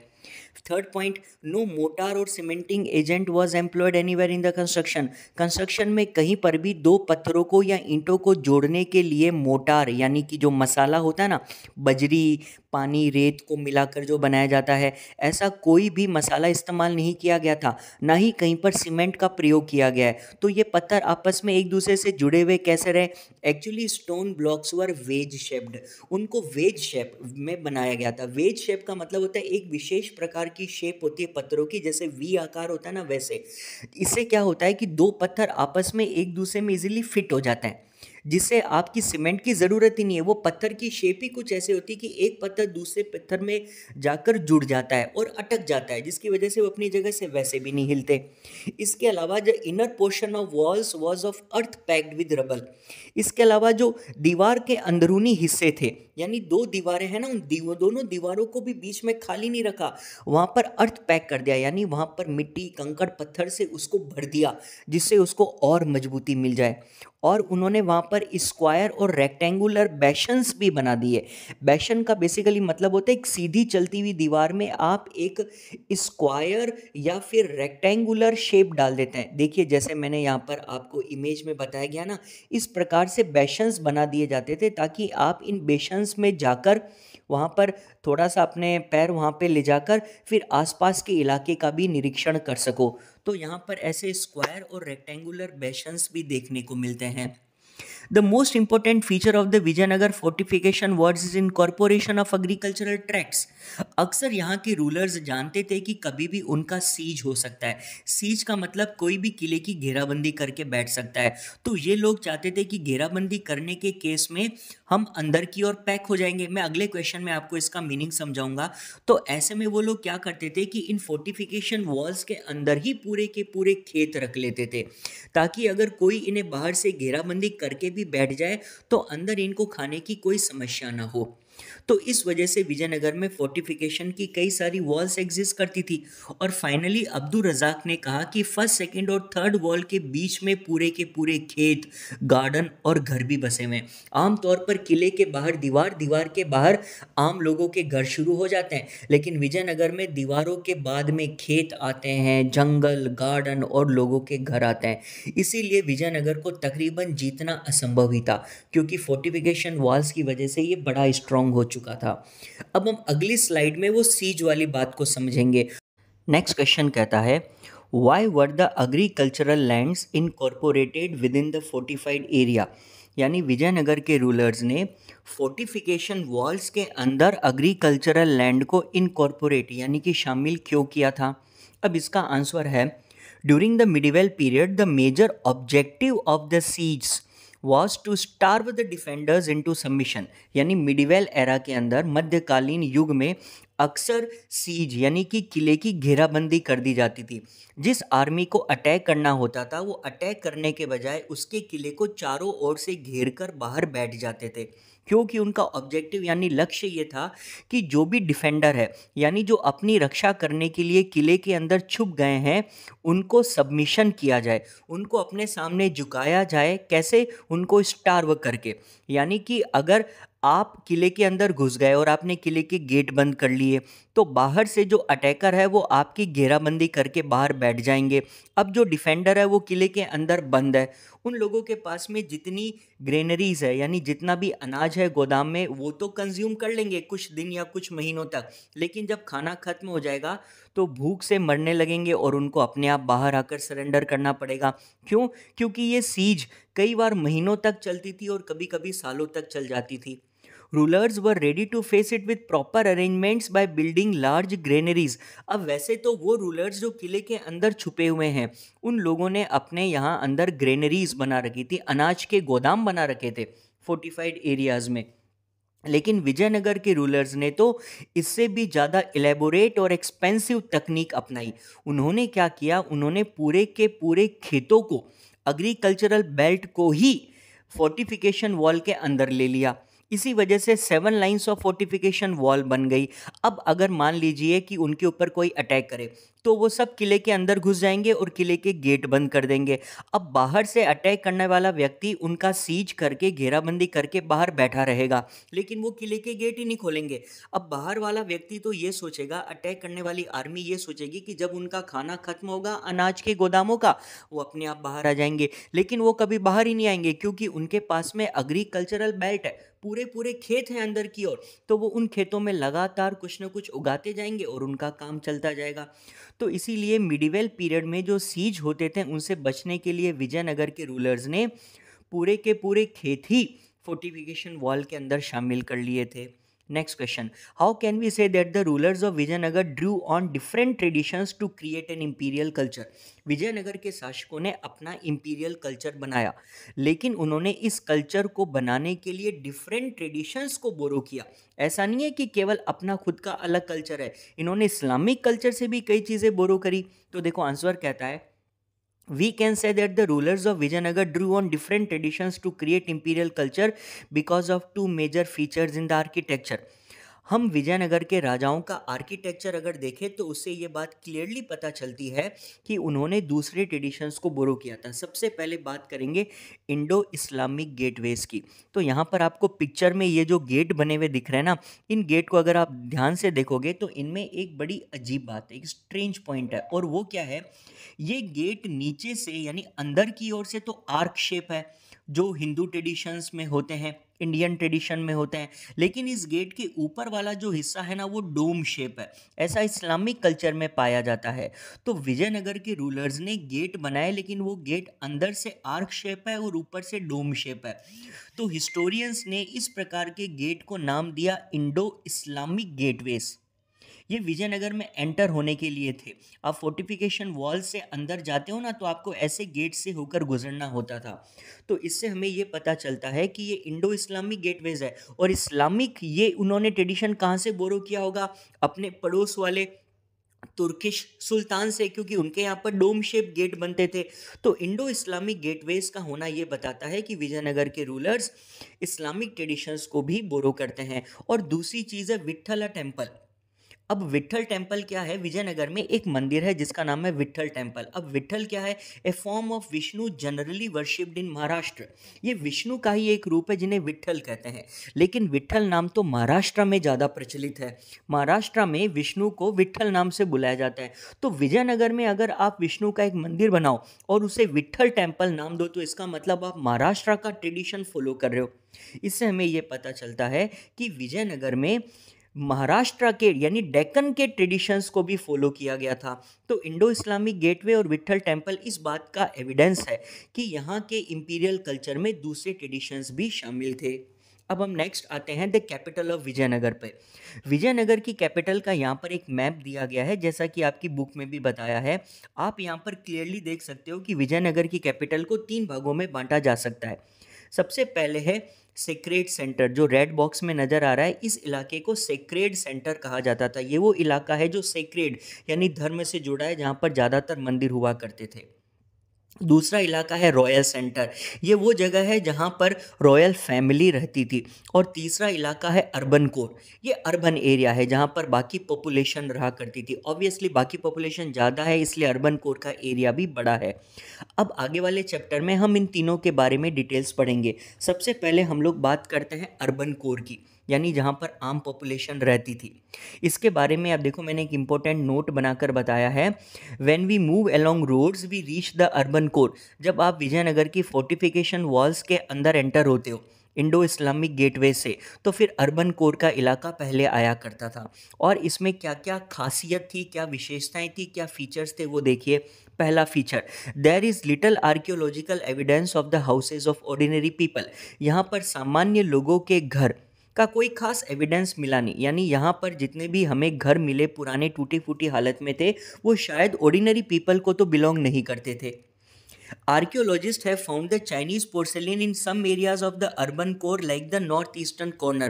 आर्कियोलॉजिस्ट ने जब वहाँ पर और खोजबीन करी, तो वहाँ पे जो नॉर्थ ईस्टर्न कॉर्नर है वहाँ पर उन्हें चाइनीज़ पोर्सेलिन कई जगह पर मिला, उसके टुकड़े मिले। इससे हमें ये पता चलता है कि शायद ये इलाका रिच ट्रेडर्स के द्वारा ऑक्यूपाइड होगा। क्यों? क्योंकि रिच ट्रेडर्स, वो रिच होंगे तभी तो चाइना से पोर्सिलिन को ट्रेड कर पाए होंगे।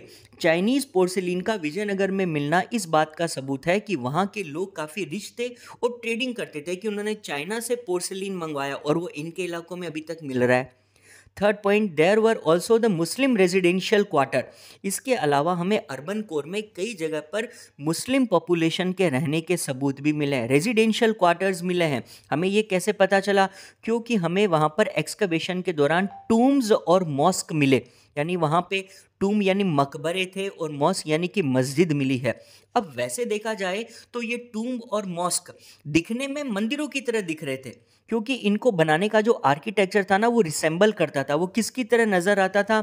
जैसे हम्पी के टेम्पल्स में मंडप पाए जाते थे ना, तो वो टेम्पल्स से मिलता जुलता आर्किटेक्चर टूम और मॉस्क में भी फॉलो किया जा रहा था, लेकिन थे ये Muslim residential quarter. Fourth point, 16वीं सेंचुरी में एक पोर्चुगीज ट्रेवलर बारबोसा यहाँ आए थे और उन्होंने बोला कि यहाँ पर ऑर्डिनरी पीपल के हाउसेज भी थे, लेकिन वो अभी सर्वाइव नहीं कर रहे। क्यों? क्योंकि वो ज़्यादातर थैच्ड थे, यानी घास फूस के, बैम्बू रीड के बने हुए थे। समय के साथ लकड़ी से बने होने की वजह से ये धीरे धीरे ख़त्म हो गए, इसलिए हमें नहीं मिले। लेकिन वो ऑक्यूपेशंस के आधार पर अरेंज थे, यानी एक ऑक्यूपेशन को करने वाले लोग एक कॉलोनी में रहते थे, जैसे सारे कुम्हार एक कॉलोनी में, जो लोग आयरन स्मिथ है वो एक कॉलोनी में। तो ऑर्डिनरी लोगों के बारे में हमें ये पता है कि ये लोग थैच्ड घरों में रहते थे जो समय के साथ डिस्ट्रॉय हो गए, वरना घर तो इनके भी थे।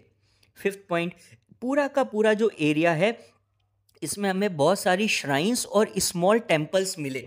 इससे हमें ये पता चलता है कि यहाँ पर बहुत सारी कल्ट भी रही होंगी, क्योंकि इतने सारे डिफरेंट टेम्पल्स थे।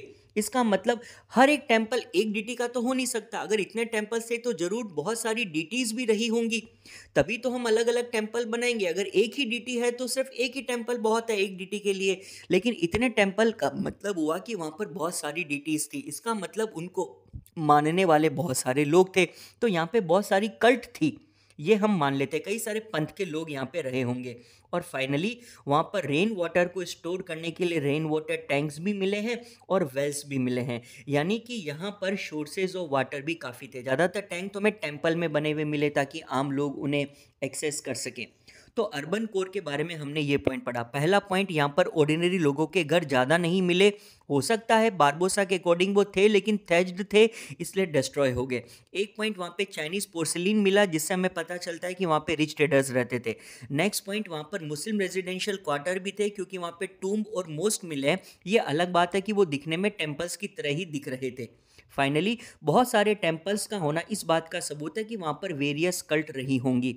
और फाइनली वहाँ पे रेन वाटर को स्टोर करने के लिए टैंक थे और ज़्यादातर कुएं और रेन वाटर टैंक टेम्पल्स के अंदर ही बने हुए थे।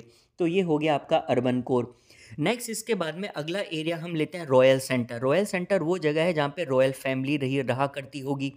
तो इसके इंपॉर्टेंट फीचर्स क्या है, 4 फीचर्स आपको बुक में दिए गए हैं। First, royal centre was located in the south western part of the settlement. आप यहाँ मैप में देखिए, पहले साउथ में नीचे आ जाओ, फिर वेस्ट की ओर जाओगे तो वहाँ पर आपको रॉयल सेंटर मिलेगा। वैसे तो ये रॉयल सेंटर है, यानी यहाँ पर ये सेक्रेट सेंटर नहीं है, ये मंदिरों के लिए बनी जगह नहीं है, ये तो इंपीरियल फैमिली के लिए, रॉयल फैमिली के लिए। लेकिन उसके बावजूद यहाँ पे 60 डिफरेंट टेम्पल्स पाए गए। तो इससे हमें ये पता चलता है कि rulers were trying to establish their authority through association with divine shrines. अगर रॉयल सेंटर में भी उन्होंने 60 टेम्पल्स बना दिए, इसका मतलब वो अपनी धार्मिकता लोगों को बताना चाहते हैं। वो लोगों में ये बताना चाहते हैं कि उनकी अथॉरिटी डिवाइन है, उन्हें तो गॉड से एक डिवाइन क्लेम मिलता है उनका रूलर बनने का। तो हो सकता है वो अपनी डिविनिटी को बताने के लिए इतने सारे टेम्पल्स यहाँ पर बना रहे हैं। Third point, about 30 buildings have been identified as palace. अब रॉयल सेंटर है तो यहाँ पे महल यानी पैलेस तो होने ही चाहिए। हमें यहाँ पे टोटल 30 ऐसी बिल्डिंग्स मिली जिनको हम पैलेस यानी महल कह सकते हैं। अब ये लार्ज स्ट्रक्चर्स थे। अब हम ये कैसे कह सकते हैं कि ये महल थे, क्योंकि ये एसोसिएटेड विद रिचुअल फंक्शन तो नहीं लग रहे थे। इनको देखने पर ये किसी रिचुअल फंक्शन के लिए बनी बिल्डिंग नहीं लग रही थी, तो हमने उनको रेजिडेंशियल पैलेस मान लिया। जो दिखने में रिचुअल फंक्शन से मिलते जुलते लग रहे थे उनको हमने टेम्पल मान लिया।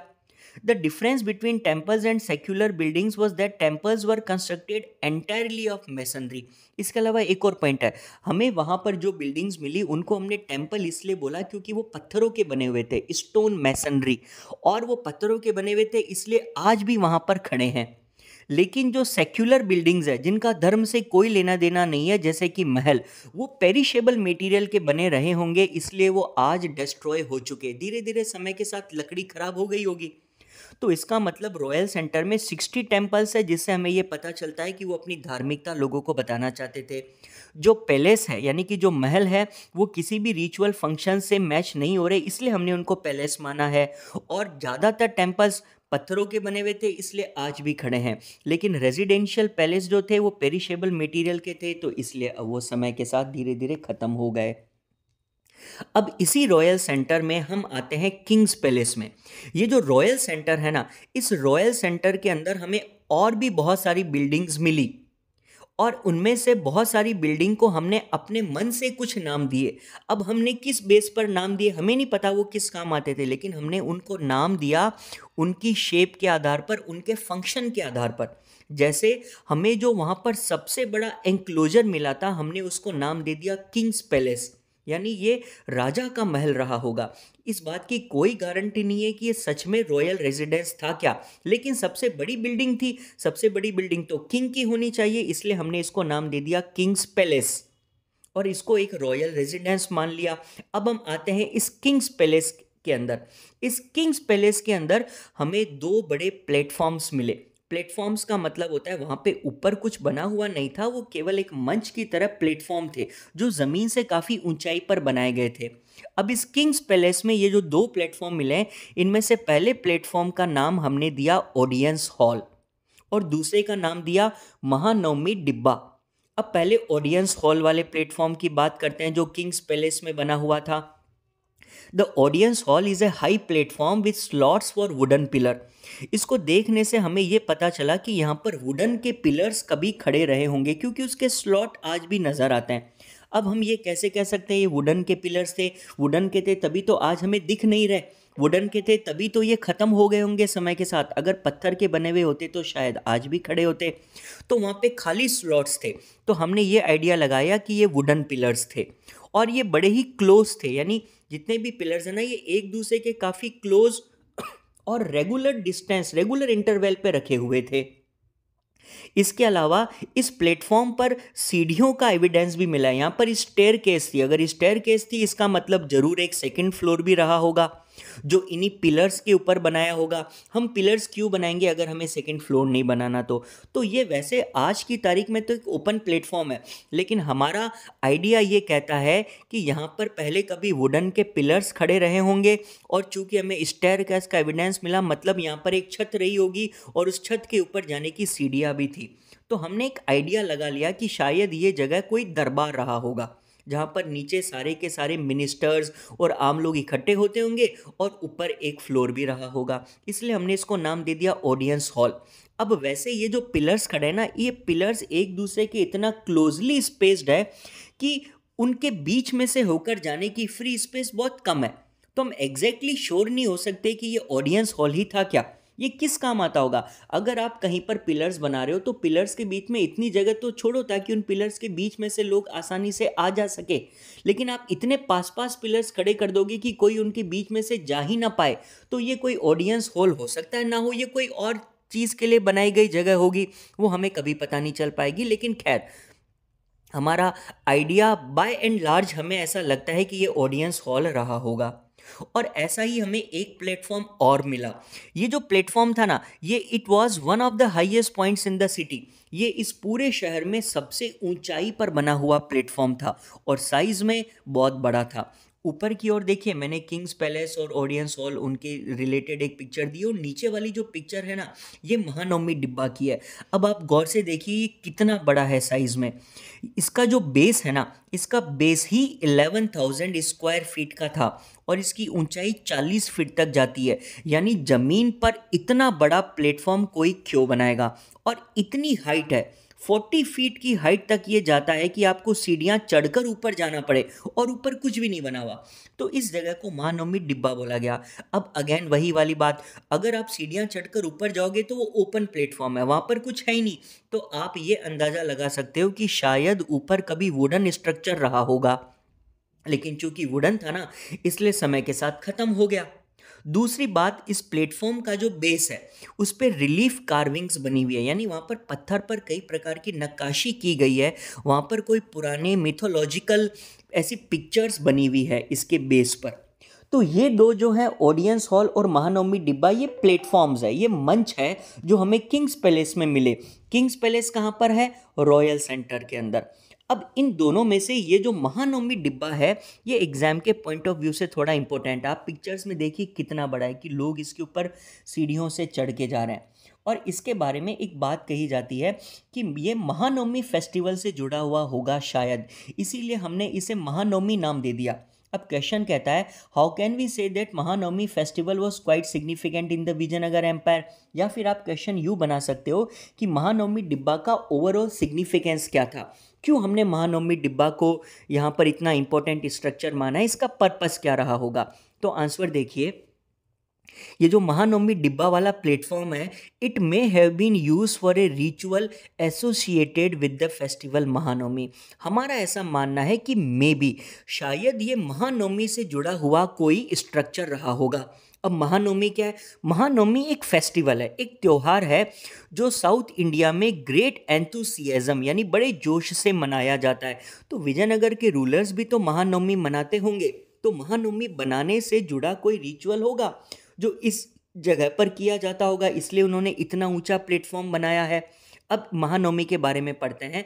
फर्स्ट पॉइंट कहता है महानवमी का मतलब होता है ग्रेट नाइन्थ डे, यानी कि महा नौवां दिन। नौवां दिन किस चीज़ का? महानवमी एक्चुअली एक 10 डे हिंदू फेस्टिवल है, 10 दिन तक चलता है। पहले होती है 9 रातों तक नवरात्रि, और फिर उसके बाद में 10वें दिन आता है दशहरा। ये आमतौर पे सितंबर अक्टूबर के मंथ में आता है, जैसे अभी कुछ टाइम पहले ही आया था। नॉर्थ इंडिया में इसे दशहरा फेस्टिवल कहते हैं 10 दिन का, बंगाल में इसे दुर्गा पूजा कहते हैं, और पेनिनसुलर इंडिया यानी साउथ इंडिया में इसे नवरात्रि या महानवमी कहते हैं। तो शायद इसी फेस्टिवल से जुड़ी हुई ये महानवमी डिब्बा की प्लेटफॉर्म रही होगी। Second point, the Vijayanagara kings displayed their prestige. अब विजयनगर के किंग्स यहाँ पर क्या करते थे? वो अपनी प्रेस्टीज, अपनी शान, अपनी पावर या फिर सुजरैनिटी दिखाते होंगे। सुजरैनिटी का मतलब है विजयनगर में एक एम्परर था, लेकिन और बहुत सारे छोटे मोटे किंगडम्स रहे होंगे। तो वो जो किंग्स थे, जो विजयनगर के ही किंग्स माने जाते हैं, ये विजयनगर के एम्परर के सामने कैपिटल में आकर अपनी सुजरैनिटी दिखाते होंगे, यानी उनको ये दिखाते होंगे कि हम आपके प्रति वफादार हैं, हम केवल किंग हैं जो छोटे से किंगडम को रूल करते हो, लेकिन आप हमारे एम्परर हो। तो ऐसे में एम्परर के सामने अपनी आधिपत्य बताने के लिए या फिर अपनी लॉयल्टी दिखाने के लिए शायद सभी किंग्स इस दिन यहाँ पर आकर इकट्ठे होते होंगे। थर्ड पॉइंट, यहाँ पर बहुत सारी सेरेमनीज परफॉर्म की जाती होंगी लोगों के एंटरटेनमेंट के लिए, जैसे वर्शिप ऑफ द इमेज। यहाँ पर इमेज की वर्शिप होती थी, अपनी डीटी की पूजा की जाती थी पहले प्रोग्राम शुरू करने से पहले। फिर यहाँ पर एक हॉर्स को रखा जाता था जिसको स्टेट हॉर्स कहते हैं, वो राज्य का अपना एक घोड़ा होता था, उसको वर्शिप किया जाता था बिकॉज ये घोड़ों को बहुत ऑनर देते थे। फिर यहाँ पे बफेलोज यानी भैंसों की और दूसरे जानवरों की बलि भी देते थे। वो हो सकता है महानवमी का फेस्टिवल है, माता के लिए होता है, तो माता को खुश करने के लिए या माँ काली को खुश करने के लिए यहाँ पे बलि भी दी जाती थी, बफेलोज की और दूसरे एनिमल्स की। फिर लोगों के एंटरटेनमेंट के लिए इस ओकेजन पर बहुत सारे डांसेस होते थे, यानी नृत्य से जुड़े प्रोग्राम होते थे, रेसलिंग मैच, कुश्ती के मैच रखे जाते थे, और प्रोसेशन यानी जुलूस निकाले जाते थे। किसके? कैपेरिजन्ड हॉर्सेस एंड एलिफेंट्स, यानी कि हाथी और घोड़ों को, कैप्रिजन्ड का मतलब सजाकर, उनको बहुत सजा धजाकर उनके जुलूस निकाले जाते थे। और बहुत सारे चेरियट्स यानी रथ होते थे, सोल्जर्स होते थे, जो सब उस जुलूस में शामिल होते थे। ये सब क्यों किया जाता है? क्योंकि जितने भी किंग हैं और जो गेस्ट हैं जो वहाँ पर आए हैं, उनके एंटरटेनमेंट के लिए, है ना। और ये कौन करता है? जितने भी सबॉर्डिनेट किंग्स हैं जो विजयनगर के एम्परर के अंडर आते हैं। सबॉर्डिनेट का मतलब उनसे जूनियर, उनसे छोटे, जो छोटे मोटे किंग्स हैं वो, और सभी चीफ नायक इस दिन अपनी लॉयल्टी शो करने के लिए एम्परर के सामने आते थे, और उनके सामने ऐसे अपनी आर्मी को, अपने हॉर्स एलिफेंट को सजाकर लाते थे और एक जुलूस निकालते थे, किंग को ये बताने के लिए, एम्परर को ये बताने के लिए कि हमारे पास इतनी आर्मी है जो आपके कमांड पर काम करेगी। Fifth point, these ceremonies were filled with deep symbolic meanings. अब क्यों करवा रहे हैं ये सेरेमनीज? इनका एक सिंबॉलिक मीनिंग है। इस दिन एम्परर अपने अंडर काम करने वाले सभी छोटे मोटे किंग्स और नायकों को बुलाता था ताकि उनकी लॉयल्टी प्रूव हो जाए, उनकी एम्परर के प्रति वफादारी का सबूत मिले। जो भी एम्परर या जो भी किंग या नायक वहाँ नहीं पहुँच रहा, इससे हमें ये पता चल जाता है कि वो नायक हमारे सामने शायद रिवोल्ट कर रहा है, वो रेबेल हो रहा है ना। तो इस प्रकार, और सभी नायक और सबॉर्डिनेट किंग्स थे ना, वो इस दिन एम्परर के लिए रिच गिफ्ट्स लेकर आते थे, और जो भी स्टिपुलेटेड ट्रिब्यूट है, यानी उनसे जो एक तय किया गया आंकड़ा है कि आपको अपने किंगडम से इतना टैक्स कलेक्ट करना है, इतना टैक्स आप रखोगे, बाकी टैक्स एम्परर के खजाने में आकर जमा करोगे। इस दिन वो सारा टैक्स कलेक्ट किया जाता था। किंग जो एम्परर है उसके अकाउंटेंट होते थे, जो सभी लोगों से सारा टैक्स वसूल करके अकाउंट्स बनाकर फिर एम्परर को दिखाते थे कि हमारे किंगडम में अलग अलग जगहों से इतना टैक्स आया है। तो महानवमी डिब्बा शायद वो जगह थी जहाँ पर ये सारी सेरेमनीज परफॉर्म की जाती थी। तो ये इसका सिग्निफिकेंस था, आप सारे पॉइंट पढ़ लेना। अब इसके बाद में हमें वहाँ पर एक और बिल्डिंग मिली। ये तो प्लेटफॉर्म्स थे, 2 प्लेटफॉर्म पढ़े हमने, ऑडियंस हॉल और महानवमी डिब्बा। इसके अलावा हमें वहाँ पर एक स्ट्रक्चर मिला जिसका नाम है लोटस महल। अब lotus Mahal one of the most beautiful building है जो रॉयल सेंटर में आज भी स्टैंडिंग है, आज भी खड़ी है, पत्थर की बनी हुई है इसीलिए खड़ी है, और आप पिक्चर में देख सकते हैं कि बेहद सुंदर एक बिल्डिंग है। अब इसका नाम लोटस महल क्यों है हमें नहीं पता। ये नाम ब्रिटिश ट्रेवलर्स ने 19th सेंचुरी में दिया था। अब वैसे तो ये नाम सुनने में रोमांटिक लग रहा है, बुक में ऐसा कहा गया है दिस नेम में साउंड रोमांटिक, लेकिन हमें एग्जैक्टली नहीं पता कि इसका पर्पस क्या है। Historians are not quite sure what the building was use for. Colin Mackenzie ये कहते हैं कि शायद ये बिल्डिंग एक काउंसिल चैम्बर थी। काउंसिल चैम्बर का मतलब जो किंग थे यहाँ पर अपने एडवाइजर्स, अपने सलाहकारों के साथ बैठकर शायद मीटिंग किया करते होंगे, बट एग्जैक्टली इसका पर्पस हम नहीं जानते। लोटस टेम्पल के बाद हमें एक और लोटस महल के बाद हमें वहाँ पर एक टेम्पल मिला जिसका नाम है हजारा रामा टेम्पल। अब ये हजारा रामा टेम्पल इतना बड़ा मंदिर है, लेकिन ये मंदिर सेक्रेड सेंटर में स्थित नहीं है सिचुएटेड, ये रॉयल सेंटर में बना हुआ है। तो इससे हम ये अंदाज़ा लगा सकते हैं कि शायद ये रॉयल फैमिली के लिए बनाया होगा specially. It was one of the most spectacular, सबसे शानदार मंदिरों में से एक है। Probably meant to be use only by the king and his family. शायद केवल राजा और उसका परिवार यहाँ पर आते होंगे, क्योंकि अगर आम लोगों के लिए होता तो अर्बन कोर में बनता या सेक्रेट सेंटर में बनता, लेकिन ये तो रॉयल सेंटर में बना हुआ है। इसका मतलब शायद केवल किंग और उसकी फैमिली का एक्सक्लूसिव टेम्पल रहा होगा। अब यहाँ पर जो सेंट्रल श्राइन है, यानी मंदिर के बीचों बीच में जो श्राइन बनी हुई है, उसमें आज कोई इमेज नहीं है, वो मिसिंग है, पता नहीं कहाँ चली गई। तो वहाँ पे कोई मूर्ति या इमेज तो है ही नहीं, लेकिन इसकी दीवारों पर आज भी स्कल्प्टेड पैनल्स बने हुए हैं, यानी इसकी दीवारों पर पत्थरों पर बड़ी मिहीन नक्काशी की गई है और उसमें रामायण से जुड़े सीन बने हुए हैं इनर वॉल्स पर। तो इस बेस पर हमने इसको नाम दिया हजारा रामा टेम्पल। लेकिन एग्जैक्टली ये टेम्पल किसका है वो हम नहीं बता सकते, उसके बारे में हमें कुछ ज़्यादा नहीं पता। हजारा रामा टेम्पल के बाद अब हम लोग आ जाते हैं सेक्रेड सेंटर पर। ये सीक्रेट सेंटर क्या है, ये कैसे काम करता था। हमने 2 इलाके पढ़ लिए, एक हमने रॉयल सेंटर पढ़ लिया, एक अर्बन कोर पढ़ लिया। अब तीसरा आता है सीक्रेट सेंटर। तो देखिए सीक्रेट सेंटर के बारे में मेजरली क्या फीचर्स दिए गए हैं। सीक्रेट सेंटर विजयनगर का वो पार्ट है जो जाना जाता था अपने मंदिरों के लिए, जैसा नाम से पता चल रहा है। फर्स्ट पॉइंट कहता है secret centre was the northern part of the Vijayanagar. ये विजयनगर के नॉर्थर्न साइड में है जहाँ पर तुंगभद्रा नदी का किनारा होता है। ये बेसिकली एक हिली एरिया है, यहाँ पे काफ़ी पहाड़ है। According to local tradition these hills sheltered the monkey kingdom of Vali and Sugriva mentioned in the Ramayana. अगर आपको रामायण की कहानी पता हो तो रामायण की कहानी में बाली और सुग्रीव के बारे में बताया जाता है जो एक मंकी किंगडम चलाया करते थे। वो मंकी किंगडम भी इन्हीं सीक्रेट सेंटर की पहाड़ियों में माना जाता है। इसके अलावा और भी कई ट्रेडिशंस है जो कहते हैं कि वहाँ की लोकल मदर गॉडेस का नाम था पंपा देवी और उन्होंने इन्हीं पहाड़ियों में रहकर पिनास यानी तपस्या की थी ताकि वो विरूपक्षा से मैरी कर सकें। विरूपक्षा एक्चुअली इस किंगडम के गार्जियन डीटी माने जाते हैं जो कि शिव का ही एक रूप है। तो पंपा देवी जो पार्वती का रूप मानी जाती है और विरूपक्षा जो शिव का रूप माने जाते हैं, उनसे ये जगह जुड़ी हुई है। और आज भी वहाँ पर विरूपक्षा का एक टेम्पल है जहाँ पर विरूपक्षा की पंपा देवी से जो मैरिज हुई थी उसको सेलिब्रेट किया जाता है एन्युअली। इसके अलावा इन हिल्स में कई जैन टेम्पल्स भी पाए गए हैं जो प्री विजयनगर पीरियड के हैं, यानी विजयनगर के शुरुआत होने से पहले से ही यहाँ पर कुछ जैन टेम्पल्स भी पाए जाते थे। कुल मिलाकर बाली सुग्रीव के किंगडम का होना, पंपा देवी विरूपक्षा इनका होना, जैन टेम्पल्स का होना इस जगह को नाम देता है सीक्रेट सेंटर। अब हम एक क्वेश्चन देखते हैं टेम्पल बिल्डिंग का, सीक्रेट सेंटर से जुड़ा हुआ ही पोर्शन है। Why did the rulers of Vijayanagar encourage temple building. हमने अभी तक देखा इतने सारे टेम्पल्स विजयनगर में थे, तो विजयनगर के रूलर्स इतना टेम्पल्स क्यों बनवाते थे, क्या कारण है। इसके 5 रीजंस दिए जा सकते हैं जैसा बुक में मेंशन्ड है। First, the rulers of Vijayanagar encourage temple building as it conveyed a divine association with the deity and the king. हमने पार्ट फर्स्ट के थर्ड चैप्टर में भी पॉइंट पढ़ा था, डिवाइन किंग्स। ये जो किंग्स होते थे अक्सर लोगों में अपनी अथॉरिटी को लेजिटिमाइज करने के लिए, अपनी अथॉरिटी को बढ़ाने के लिए खुद को डिवाइन से जोड़ते थे।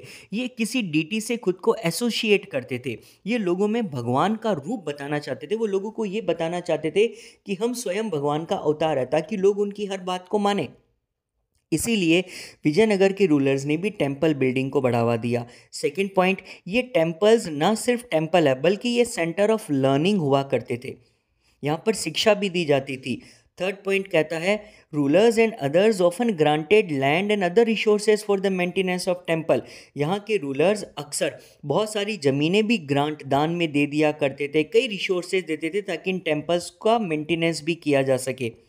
Temples developed a significant religious, social, cultural and economic centre.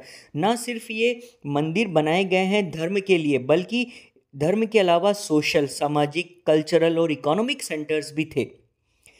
Plus from the point of view of the rulers, constructing, repairing and maintaining temples were important means of winning support. वो लोगों में अपना party, religious party यानी धार्मिकता बताना चाहते थे ना, इसीलिए लोगों का सपोर्ट प्राप्त करने के लिए, लोगों में अपनी पावर के रिकॉग्निशन के लिए, अपनी वेल्थ, अपनी पार्टी दिखाने के लिए भी मंदिर बनाए जाते थे। यही कारण है कि विजयनगर के राजाओं ने इतने टेम्पल्स बनाए। अब नेक्स्ट क्वेश्चन है, how can we say that rulers of Vijayanagar were highly religious. ऐसा भी एक क्वेश्चन आपको पूछा जा सकता है। आप यहाँ पिक्चर में देखेंगे ना, तो ये विजयनगर के मोस्ट फेमस रूलर कृष्णदेव राय है। इनका एक स्टैचू अपनी दोनों क्वींस के साथ तिरुपति के टेम्पल में भी लगा हुआ है। ये वहाँ की फोटो है। इसका मतलब आप देखिए, अगर तिरुपति के टेम्पल में भी कृष्णदेव राय का स्टैचू है, इसका मतलब ये कितने रिलीजियस रहे होंगे। अब इस पॉइंट को प्रूव करने के लिए हम ये 5 पॉइंट्स बता सकते हैं। First, it is likely that the very choice of the site of Vijayanagar was inspired by the existence of the shrines of Virupaksha and Pampa Devi. Vijayanagar को बसाया वहाँ पर शायद इसीलिए गया था क्योंकि वो जगह विरूपाक्षा और पंपा देवी से जुड़ी थी। इसका मतलब उन्होंने धर्म के आधार पर विजयनगर की लोकेशन चूज करी। Second point, Vijayanagar kings claimed to rule on behalf of the god Virupaksha. Vijayanagar के राजा तो ये क्लेम करते थे कि वो रूलर नहीं है, असली रूलर गॉड विरूपाक्षा है। इसलिए जब भी कोई रॉयल ऑर्डर जारी किया जाता था तो रूलर्स नीचे अपने नाम से साइन नहीं करते थे, बल्कि वो साइन वाली जगह पर लिखते थे श्री विरूपाक्षा, और वो भी कन्नड़ स्क्रिप्ट में। इसका मतलब वो ये मानते थे कि हम तो केवल नाम के राजा हैं, असली राजा तो विरूपाक्षा है, इसलिए उनके नाम पर साइन किए जाते थे। इसके अलावा रूलर्स ये भी इंडिकेट करते थे कि उनके गॉड्स से क्लोज लिंक है। ये कैसे करते थे? इन्होंने अपने नाम के आगे एक टाइटल इस्तेमाल करना शुरू कर दिया जो कि है हिंदू सुरात्रन। अब ये जो वर्ड है ना सुरात्रन, शायद ये सुल्तान से कॉपी किया गया है। यानी कि वो अपने आप को कहना चाहते थे कि हम हिंदू सुल्तान हैं, लेकिन सुल्तान तो अरेबिक टर्म हुआ ना, लेकिन इन्होंने इस वर्ड का संस्कृताइजेशन कर दिया, इसको हिंदू संस्कृति में लाकर सुल्तान का बना दिया सुरात्रन। तो ये अपने नाम के आगे हिंदू सुरात्रन कहते थे सुल्तान वर्ड की बराबरी करने के लिए। इसके अलावा royal portraits of Kings were displayed in temple. ये लोग अपनी मूर्तियां और तस्वीरें टेम्पल्स में लगाते थे। जैसे यहाँ पर हमने एग्जाम्पल देखा कि तिरुपति के मंदिर में कृष्णदेव राय की इमेज है, वैसे ही चिदम्बरम तंजौर के टेम्पल में भी कृष्णदेव राय का स्टैचू है। इससे हमें ये पता चलता है कि ये लोग काफ़ी रिलीजियस थे। और लास्ट पॉइंट कहता है, kings visit to temples were treated as important state occasion. जब भी कोई किंग किसी खास मौके पर इन टेम्पल्स में जाता था पूजा करने के लिए या अभिषेक करने के लिए, तो इसको स्टेट ओकेजन बना दिया जाता था, यानी बड़ा उत्सव मनाया जाता था उस दिन। इसको एक बहुत खास मौका बताया जाता था, ये कोई रेगुलर एक्टिविटी नहीं मानी जाती थी। इससे हमें ये पता चलता है कि ये रूलर्स बहुत रिलीजियस रहे होंगे। Next, describe the major features of the temple architecture. Vijayanagar में जो भी मंदिर मिले उनका मेजर फीचर्स क्या थे, उनकी विशेषताएं क्या थी। तो वहाँ के मंदिरों में दो बड़ी विशेषताएं देखने को मिलती है। पहली विशेषता है गोपुरम का होना और दूसरी विशेषता है मंडप का होना। गोपुरम क्या है? ये जितने भी मंदिर बनाए जाते थे ना, जैसे आप यहाँ पिक्चर में देख सकते हो, मंदिर का गेट तो छोटा सा होना चाहिए था, लेकिन उन्होंने उस गेट के ऊपर इतना बड़ा स्ट्रक्चर खड़ा कर दिया। इस बड़े स्ट्रक्चर को जो एंट्रेंस पर बनता था इसे गोपुरम कहते थे। और ये इमेंस स्केल, बहुत बड़े पैमाने पर बहुत बड़ा बनाया जाता था। क्यों? क्योंकि ये इंपीरियल अथॉरिटी का मार्क है। जितना बड़ा राजा उतना बड़ा गोपुरम। गोपुरम क्या है? Royal gateway. और जितना बड़ा होगा राजा की शानो शौकत उतनी ही ज़्यादा दिखेगी। और राजा चाहते थे कि गोपुरम दूर से नजर आना चाहिए, टेम्पल को दूर से ही आइडेंटिफाई कर ले कि देखो वो रहा गोपुरम, यानी वहां पर टेम्पल है। तो इसलिए गोपुरम को बहुत बड़ा बनाया जाता था। ये एक प्रकार से रिमाइंडर है उनकी पावर का, किंग्स का, कि उनके पास में कितने रिसोर्सेज, कितना पैसा है, कितनी टेक्निक है, कितनी स्किल्स है कि वो इतने बड़े मंदिर बना सकते हैं। तो वो अपनी शानो शौकत, अपनी ताकत दिखाने के लिए इतने बड़े बड़े गोपुरम बनाते थे। इसके अलावा दूसरी चीज़ जो वहाँ के मंदिरों में होती थी वो है मंडपास, यानी वहाँ पे मंडप बनाए जाते थे। मंडप क्या होते हैं? मंडप का सिंपल लैंग्वेज में मतलब होता है पेविलियन, है ना। पेविलियन का मतलब है यहाँ पर बड़े बड़े खंबे होते हैं और उन खंबों पर एक छत टिकी हुई होती है, यानी एक पिलर्ड हॉल, जिसको अपन कहते हैं पिलर्ड कॉरिडोर, ये मंडप कहलाते हैं। तो अक्सर मंदिरों में बड़े बड़े खंबे खड़े करके उनके ऊपर एक कॉरिडोर, उनके साइड में एक कॉरिडोर बना दिया जाता था, जिसे मंडप कहते हैं। जैसे आपको यहाँ पर नज़र आ रहा है, ये हम्पी के विट्ठल टेम्पल का पेविलियन है, जिसको हम कहते हैं कल्याण मंडपम। अब these often rain around the shrine, जो मेन मुख्य मंदिर का कमरा होता है जहाँ पर डीटी को, भगवान की मूर्ति रखी जाती है, उसके चारों ओर इस प्रकार से बड़े बड़े हॉल बना दिए जाते थे, जिनको मंडपम कहा जाता था। इसके अलावा एक चीज़ और हो सकती है, तीसरी चीज़ जो यहाँ के मंदिरों की खासियत है, वो है चेरियट स्ट्रीट्स, यानी हर मंदिर के ठीक सामने एक बड़ी सी सड़क होती थी, जिसको हम कहते हैं चेरियट स्ट्रीट। ये मंदिर के गोपुरम से एक सीधी लाइन में चलती थी। इस सड़क के दोनों ओर बड़े बड़े दुकानें, शॉप्स लगाई जाती थी, और ये जो सड़क है ये स्टोन के स्लैब्स की बनी होती थी। तो ये एक थर्ड फीचर माना जा सकता है। तो वहाँ के मंदिरों के आर्किटेक्चर में तीन चीज़ें प्रमुखता से दिखती हैं, एक गोपुरम, एक मंडप, और तीसरी है चेरियट स्ट्रीट, जो मंदिर के ठीक सामने वाली सड़क हुआ करती थी। अब हम नेक्स्ट समझते हैं विरूपक्षा टेम्पल को। Virupaksha temple was built over centuries. पहली बात तो ये समझ लीजिए, किसी एक रूलर ने कभी विरूपक्षा का टेम्पल नहीं बनाया था। इसको कई सारे रूलर्स ने अलग अलग समय पर बनाया है, और इसको बनाने में कई सेंचुरीज लग गई।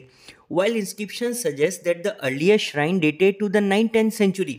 कई ऐसे इंस्क्रिप्शंस हमें मिली है जो ये कहती है कि इसकी जो शुरुआती श्राइन थी वो तो 9th-10th सेंचुरीज में बन चुकी थी, लेकिन विजयनगर एम्पायर के दौरान इसको सिर्फ एनलार्ज कर दिया गया। उन्होंने इसमें एडिशन कर करके इसको और बड़ा बना दिया।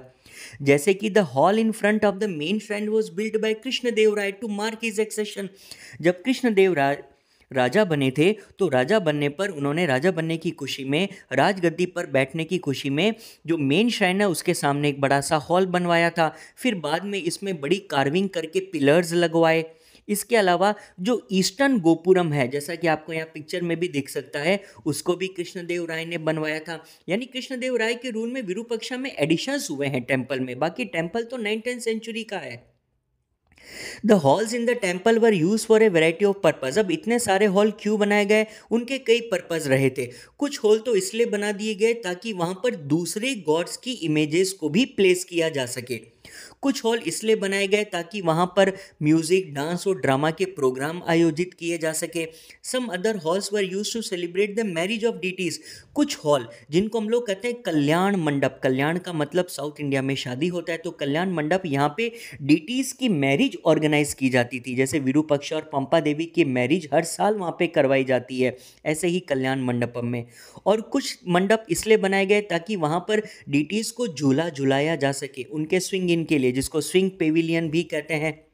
इसके अलावा बहुत सारी special images distinct from those kept in the small centre sign were use on other occasion. वहाँ पे हमें और भी कई मूर्तियाँ और इमेजेस मिलती हैं जो अलग अलग ओकेजन्स पर यूज़ की जाती थी। तो इसीलिए विरूपक्षा का टेम्पल इतने बड़े कॉम्प्लेक्स में बन चुका है। नेक्स्ट टेम्पल है विट्ठला टेम्पल, जिसके बारे में हमने पहले भी डिस्कस किया था कि विट्ठल नेम तो महाराष्ट्र का है, लेकिन विजयनगर में भी इस नाम का एक टेम्पल एग्जिस्ट करता है। Vitthala temple is one of the most interesting shrine in Vijayanagar. Here the principal deity was Vitthala which is a form of Vishnu generally worshipped in Maharashtra. Vitthal रूप महाराष्ट्र में पूजा जाता है, लेकिन विजयनगर में भी इस नाम पर एक टेम्पल है। अब यहाँ पर इस डीटी का वर्शिप किया जाना, वो भी कर्नाटका में, इस बात का सबूत है कि विजयनगर के राजाओं ने दूसरे ट्रेडिशंस को भी अपनाया है। महाराष्ट्र के ट्रेडिशन को उन्होंने कर्नाटका में रहते हुए भी अपनाया है। As in the case of other temple, this temple too has several halls. बाकी टेम्पल्स की तरह विठला टेम्पल भी एक यूनिक श्राइन है, इसमें बहुत सारे हॉल बने हुए हैं।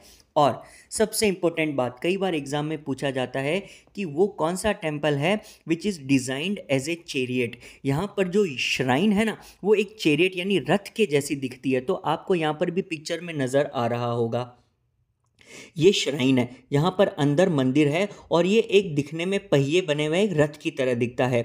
और यही वो जगह है जहाँ पर, जिसको चेरियट टेम्पल भी कहा जाता है, ये विठला टेम्पल ही है। और अभी फ़िलहाल जो हमारा 50 रुपीज़ का नोट है, उस नोट में भी इसी की पिक्चर दी हुई है, जो हम्पी का विठला टेम्पल है।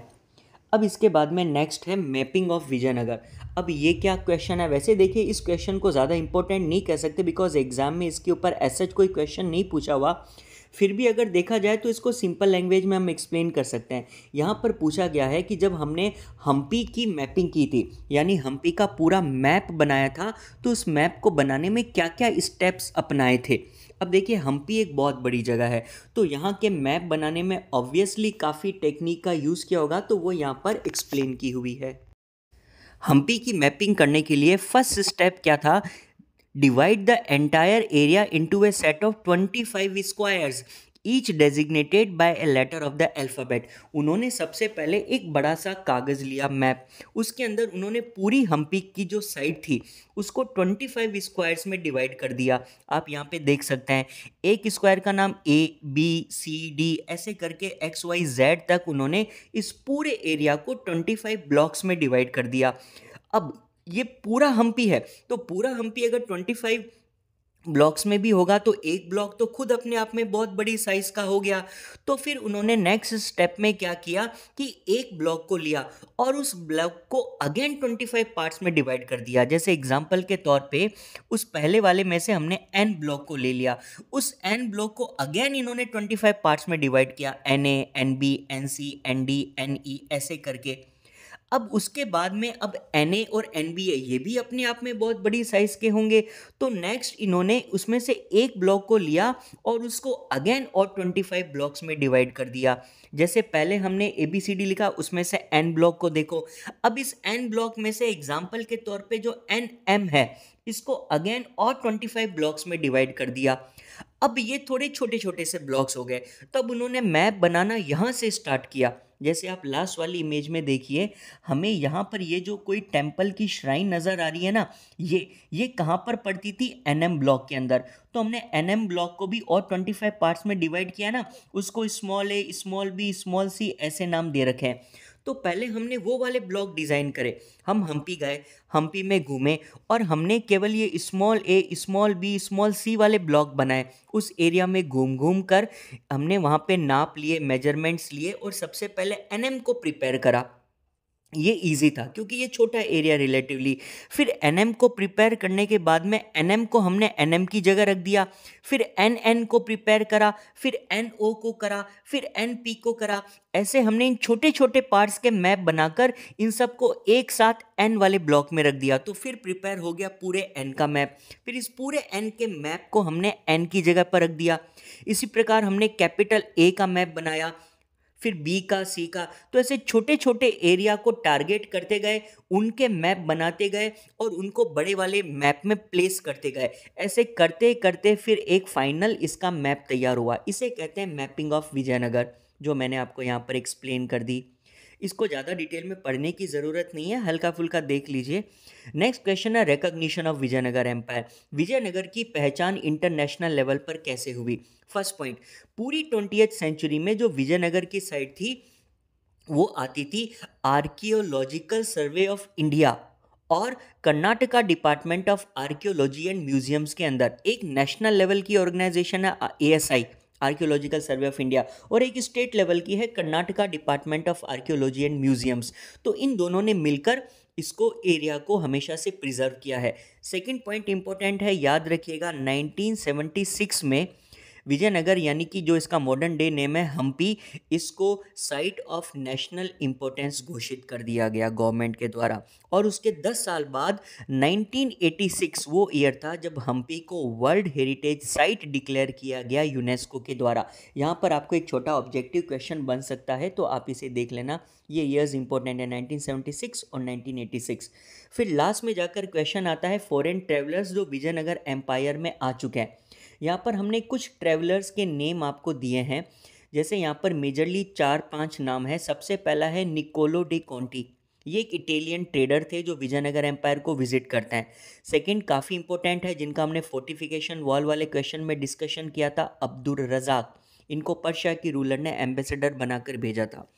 थर्ड है एक मर्चेंट जिनका नाम था अफनासी निकितिन, ये रशिया से आए थे, इन्होंने इस एरिया को विजिट किया। और फिर है कुछ पोर्चुगीज़ ट्रेवलर, ये सब अलग अलग जगहों से, देखिए पर्शिया से अब्दुल रज़ाक, इटली से निकोलो दी कॉन्ती, मर्चेंट थे अफनासी निकितन जो रशिया से आए थे, और पोर्चुगीज़ ट्रेवलर वो तो 3-4 हैं, जैसे कि दुआर्ते बारबोसा, डोमिंगो पेस और फर्नाओ नूनेस, ये पोर्चुगीज़ से यहाँ पर आए थे, पोर्चुगल से। तो इनका नाम आप हल्का फुल्का ध्यान में रख लीजिए, हो सकता है इनके ऊपर एक छोटा सा क्वेश्चन बन जाए। और यहाँ पर आकर आपका चैप्टर कंप्लीट होता है। मैंने यहाँ पर अलग से ऑब्जेक्टिव टाइप क्वेश्चंस नहीं दिए हैं, बिकॉज इस पूरे चैप्टर को हमने इन क्वेश्चंस में ऑलरेडी कवर कर लिया। अगर आप इन सारे क्वेश्चंस को पढ़ लेते हैं तो इसमें आपके ऑब्जेक्टिव, वेरी शॉर्ट, शॉर्ट सब कवर हो जाते हैं, तो अलग से ऑब्जेक्टिव की ज़रूरत नहीं है। जैसे कि विजयनगर को कौन से ईयर में फाउंड किया गया, अब्दुल रज़ाक ने कब विजिट किया, कहाँ से आए थे, वो सारे ऑलरेडी कवर हो चुके हैं। तो यहाँ पर आपका चैप्टर कंप्लीट होता है। तकरीबन 1.5 आवर का ये वीडियो है, लेकिन इसमें आपका चैप्टर कंप्लीट हो गया। क्वेश्चन बस इसी में से पूछे जा सकते हैं। आप हर एक स्लाइड को पॉज कीजिए, उसको पॉज करके अपनी कॉपी में नोट डाउन कर लीजिए। अगर आपको कोई प्रॉब्लम हो, कोई इशू हो, तो आप मुझसे कमेंट में इसके बारे में पूछ सकते हैं। और यहाँ पर आपका वीडियो कंप्लीट हो गया। आप इसे अपने फ्रेंड्स के साथ में भी शेयर कर सकते हैं, लाइक कीजिएगा और चैनल को सब्सक्राइब कीजिएगा। Thank you so much. बहुत जल्द मैं नेक्स्ट चैप्टर का भी वीडियो लेकर आने वाला हूँ, तब तक के लिए आप इसे प्रिपेयर कर लीजिए। Thank you.